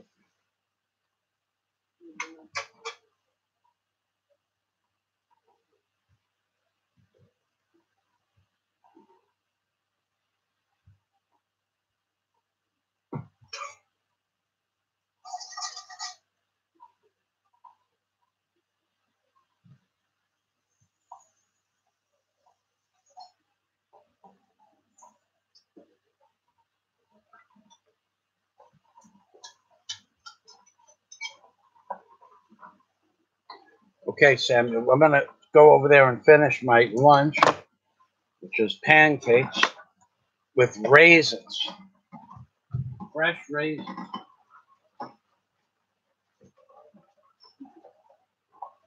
I finished. It's not pancake. It's Good. like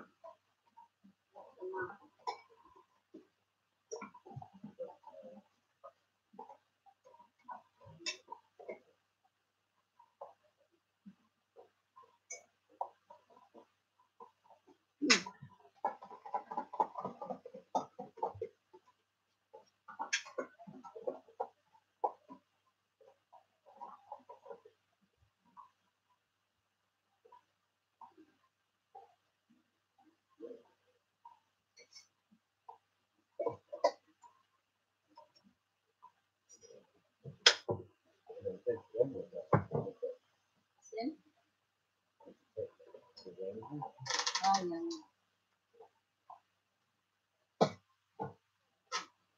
And they are sin also.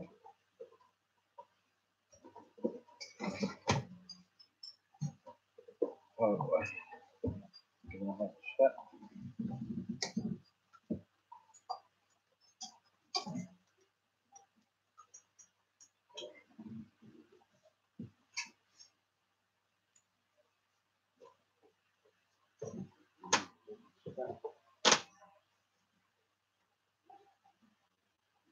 The second step broke too, you know. Almost. Yeah. That's what I felt. That's why I was in the drywall on the first step. The second step was the one that gave way a little bit last night, and the top step broke at the same time. The thing. I was going to tell you, watch the step. You know what I'm saying? I never noticed anything wrong with the top step. I just saw that it's the bottom step too.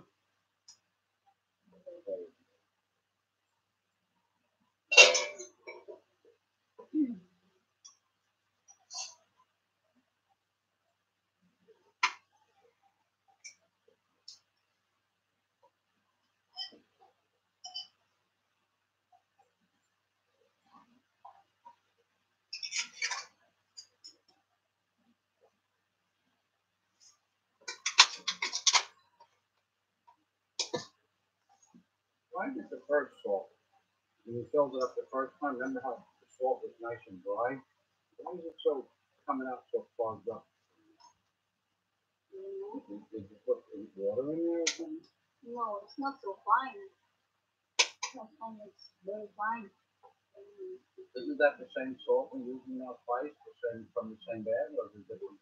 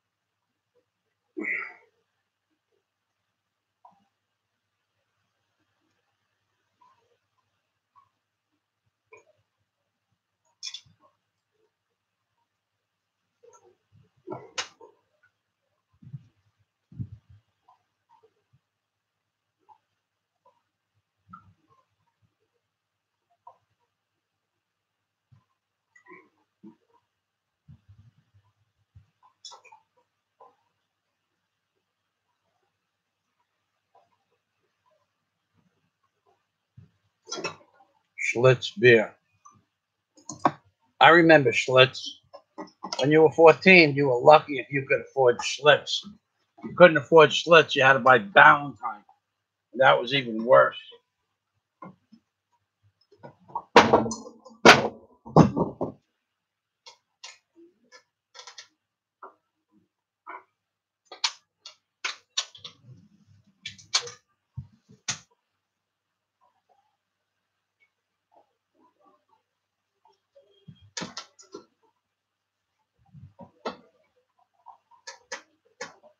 Yeah, that's what it was. The second step broke, not the top. How is it possible that one step broke at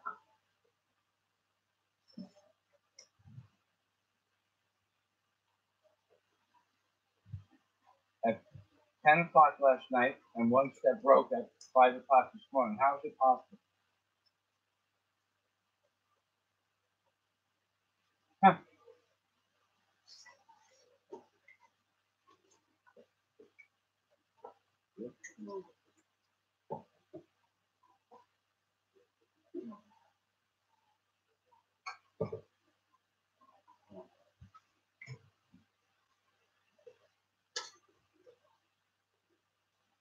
Wow. Yeah, that was really good.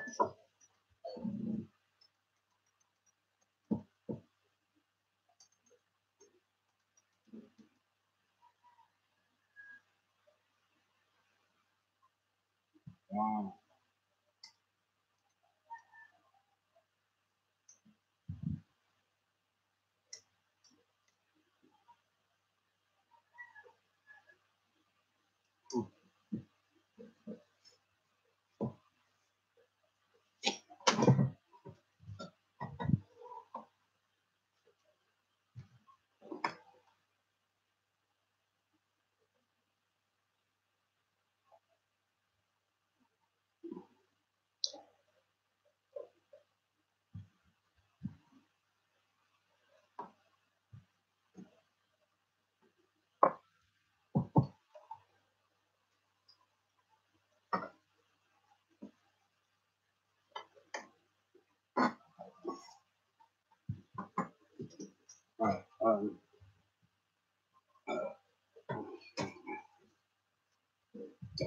we need to do, you know, first of all,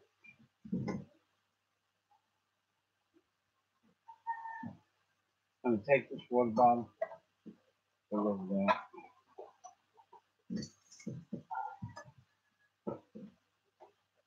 We need water for flushing. Yeah. Are we ready to flush now?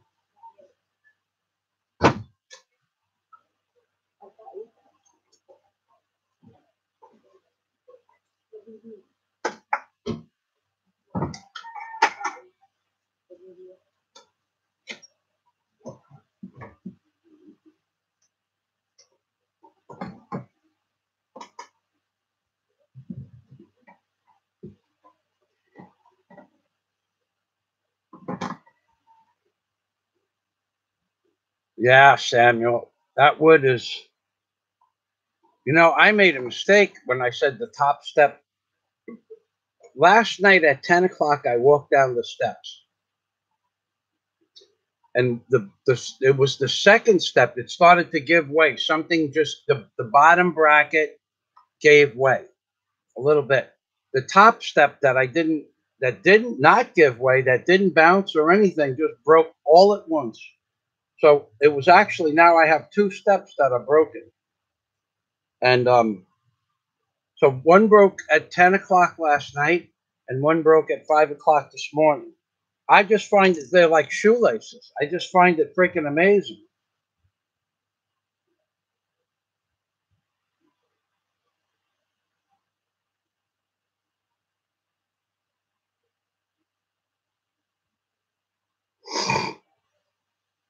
All right, I'm going to let you guys continue to continue on the chat. In a few minutes, I'm going to actually have to get the nails, at least the nails that are sticking out of the side of the staircase, out of that, which is easy enough. You let me know when you're ready, Dave. You ready? Okay. All right. Here, take this bottle over there. Hang here. At the top. I'm going to pull the nails out of there right now. So, and then what we're going to do,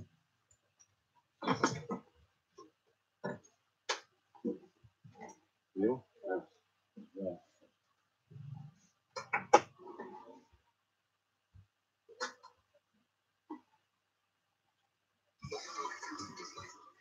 Oh,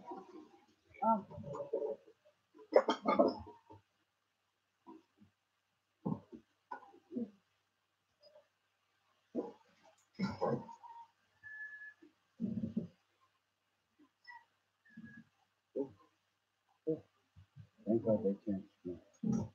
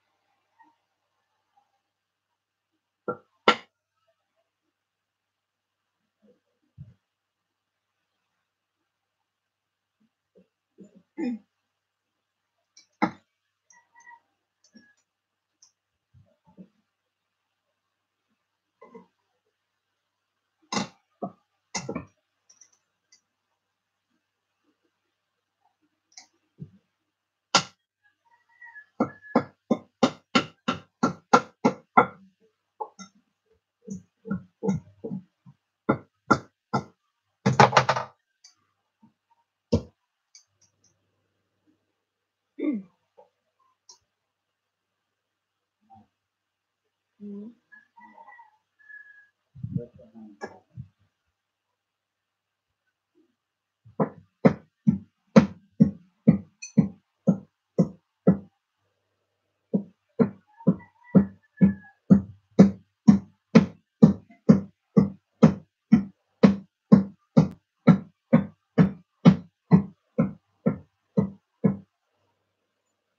You know what? Black. The nails are black.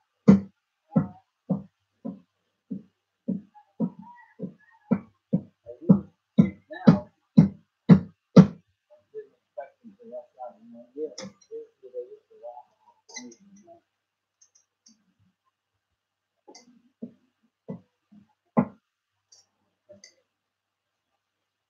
So, what I need now is I need to put this here.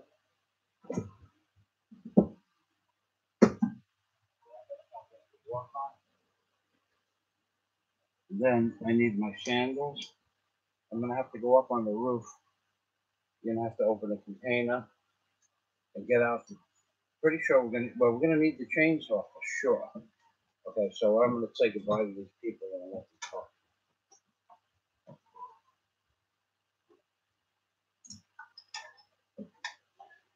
All right, ladies and gentlemen, if you're still there, what I'm gonna do is I'm gonna go back to repairing my staircase.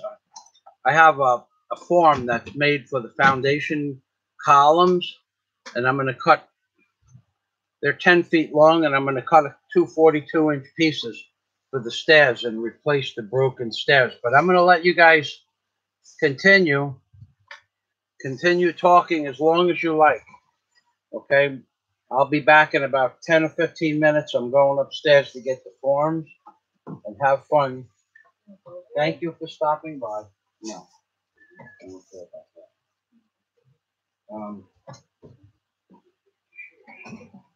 No, I'm only going to throw the form down. I'm not going to carry it down.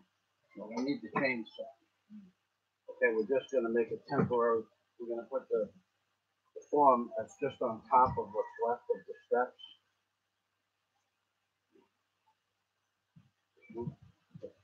Okay, so I'm going up and you're going down. Okay, let me help you out.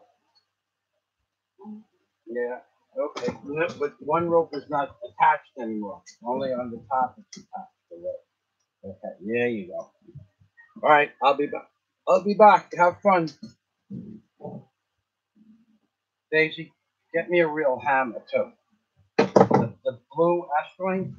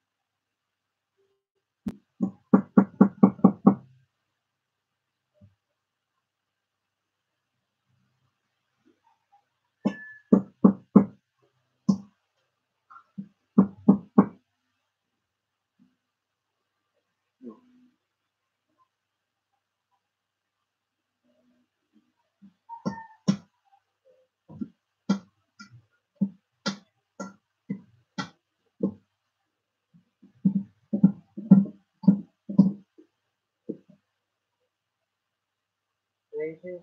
The biggest squeegee clamp that we have, biggest squeeze clamp, I don't think it's gonna work. But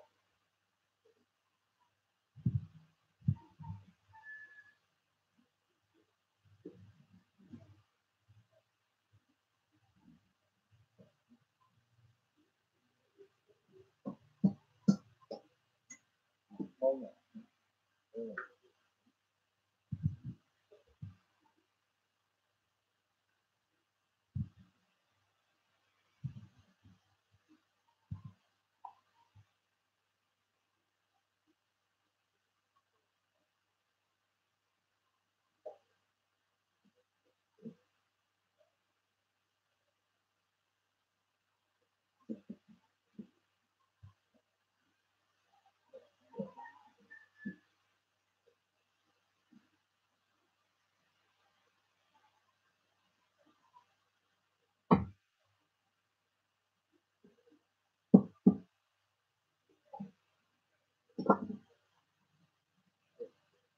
Then you go nail, then you nail the end of thing to be in top so to get it out, pull it back up.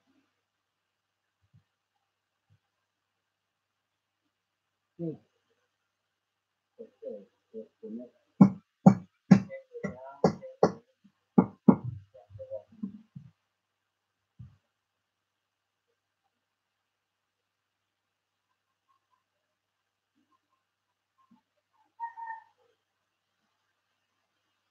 it's amazing.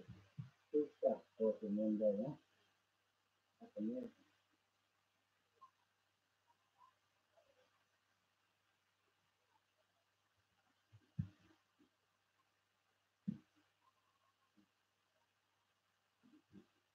I could get it back.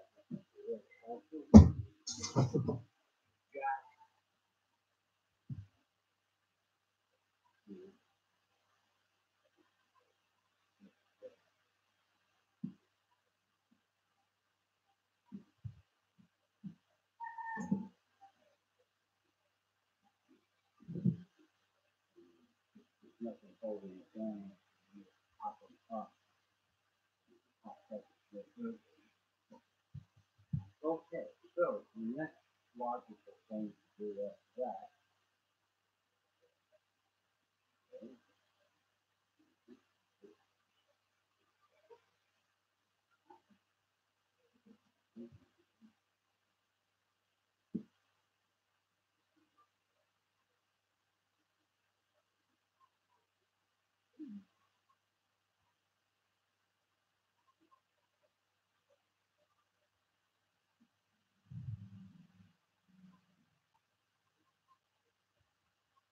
to do this, um,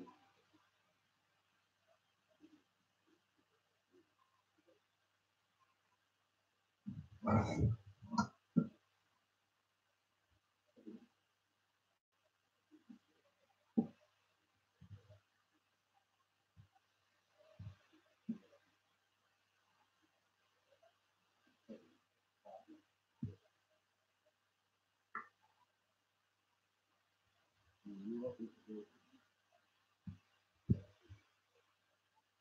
I'm trying to make it as quick as possible. I'm used to it. I don't want to be taking stuff. You know what I mean? I don't really want to do that. So,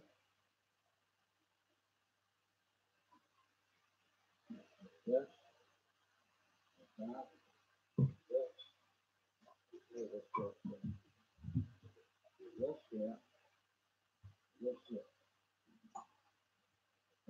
Right? This.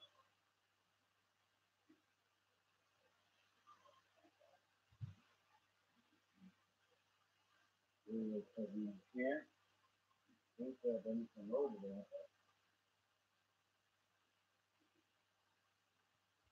But we do that.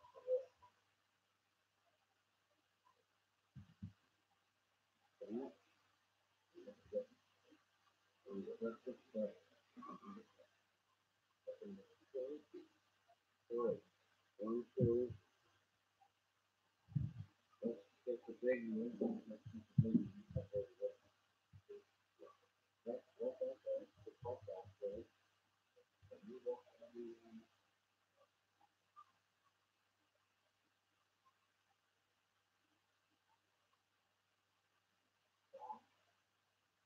Like that.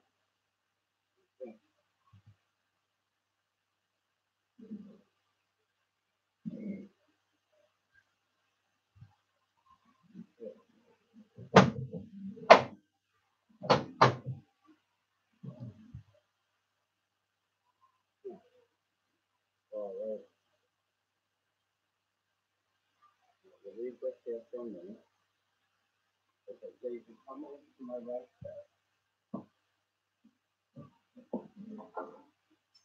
Let's hold that down. Right?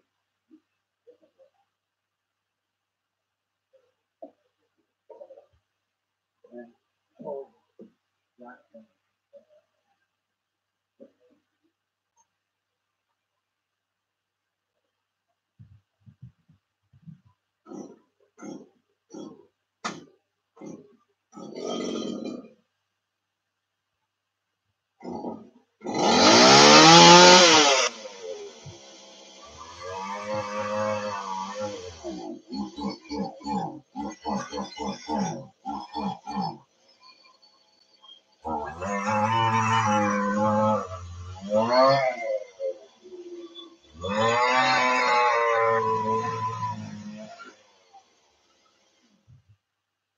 So let's take one of these nails. Let's take one of these boards and mark this. Hold it up to the end and the end. Now, it doesn't have to be exact. Okay, good. One there.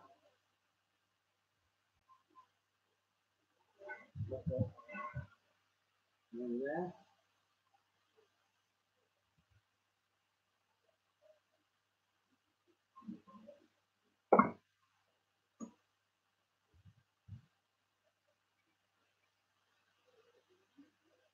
Well, I want to close the door. You can stand on that good.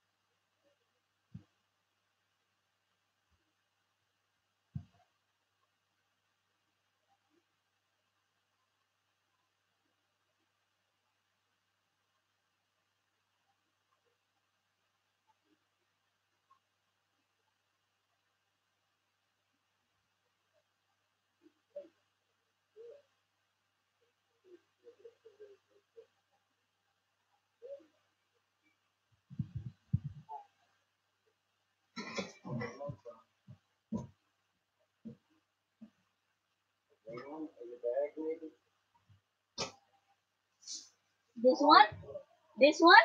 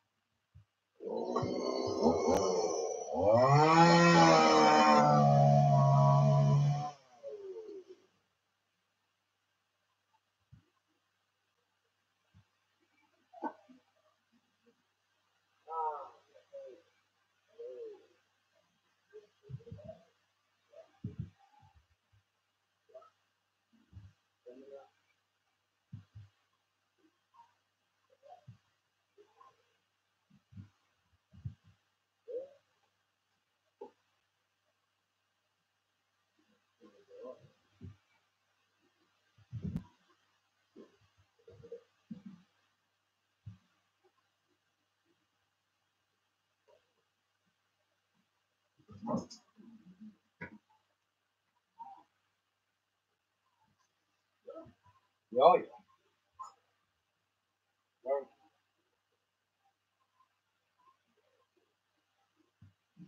Yeah. You guys, did you play with the ball? Where was the ball? At the house? I gave them the ball. Bouncy ball. Yeah. I gave it to the children. Okay. No ball.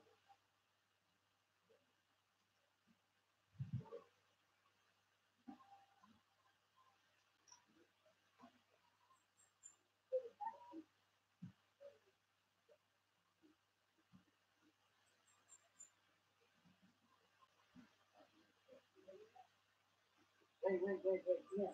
How would they want to talk to the paper with the bottle?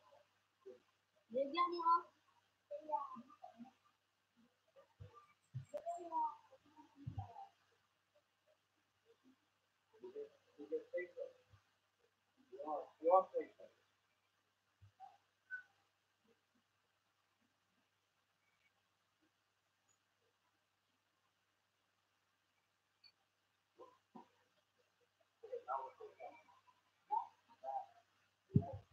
There you go. There you go. Go there. Yeah. Okay, you have a nice day.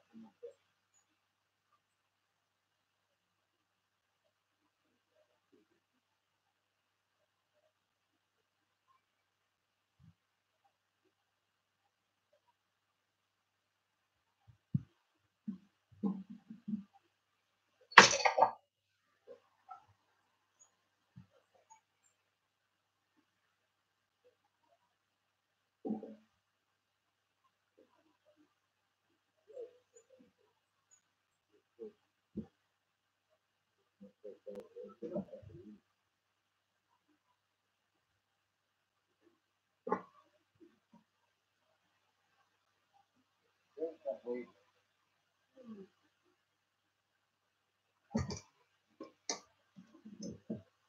have the key?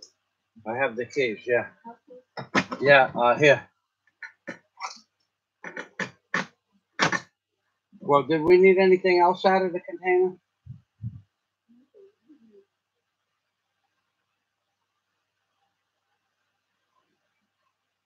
We put the grinder back, right?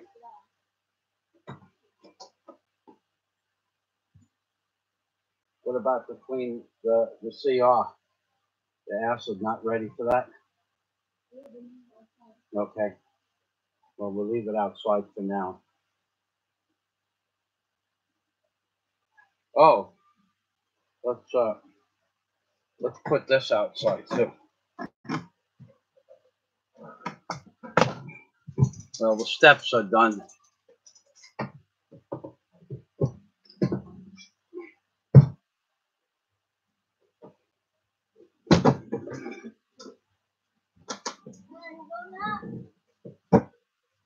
Baby. Not there. Not there. Oh, the dog, maybe, I don't know. Maybe the dog only, but not human.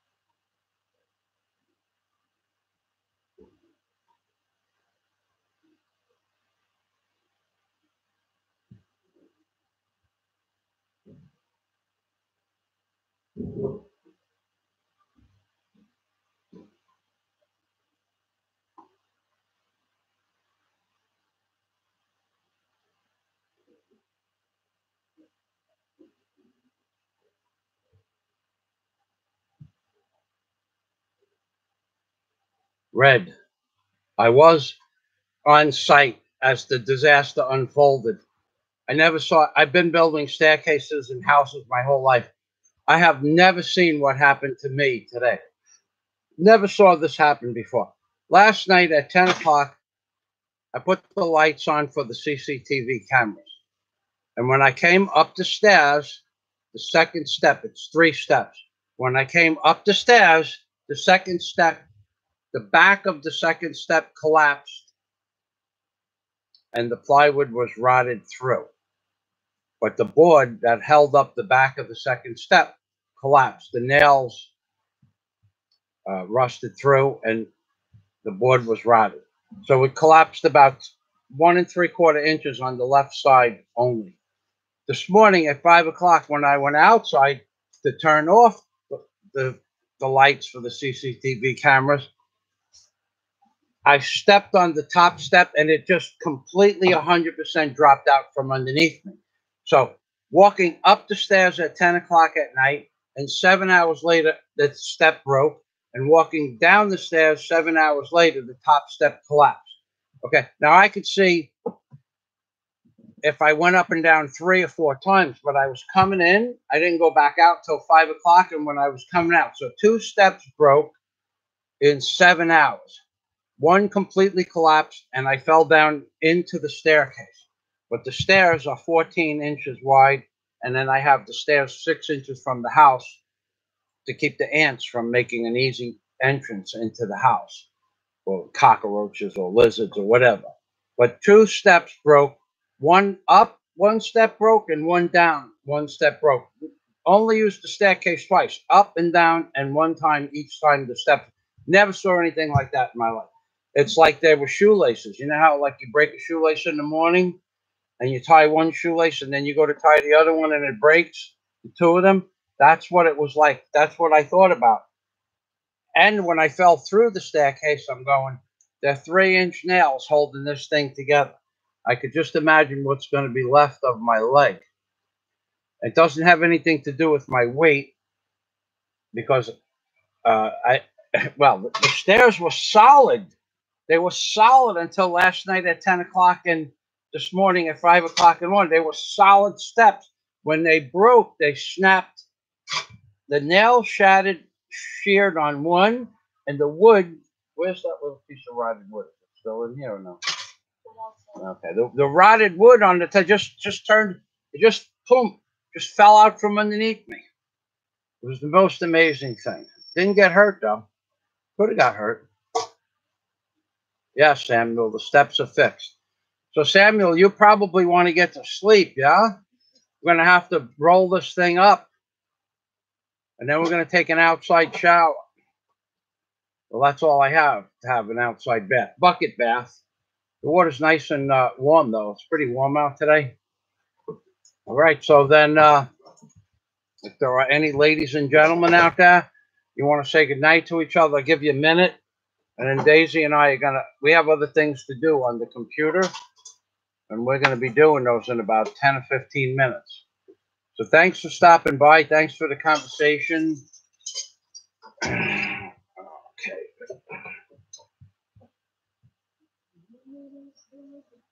I put the wood outside, Samuel.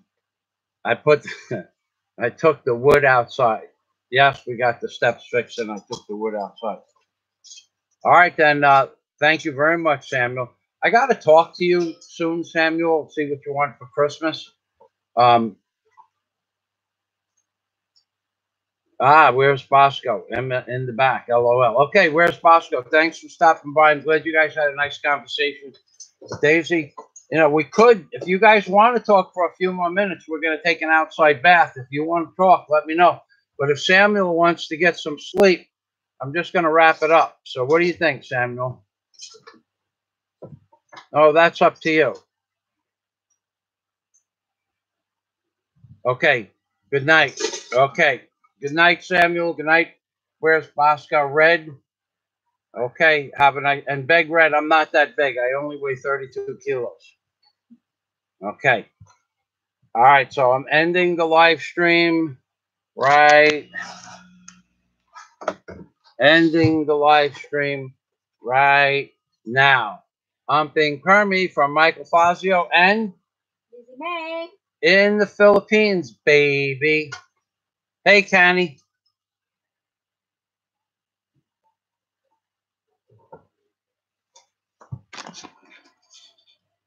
I missed the button.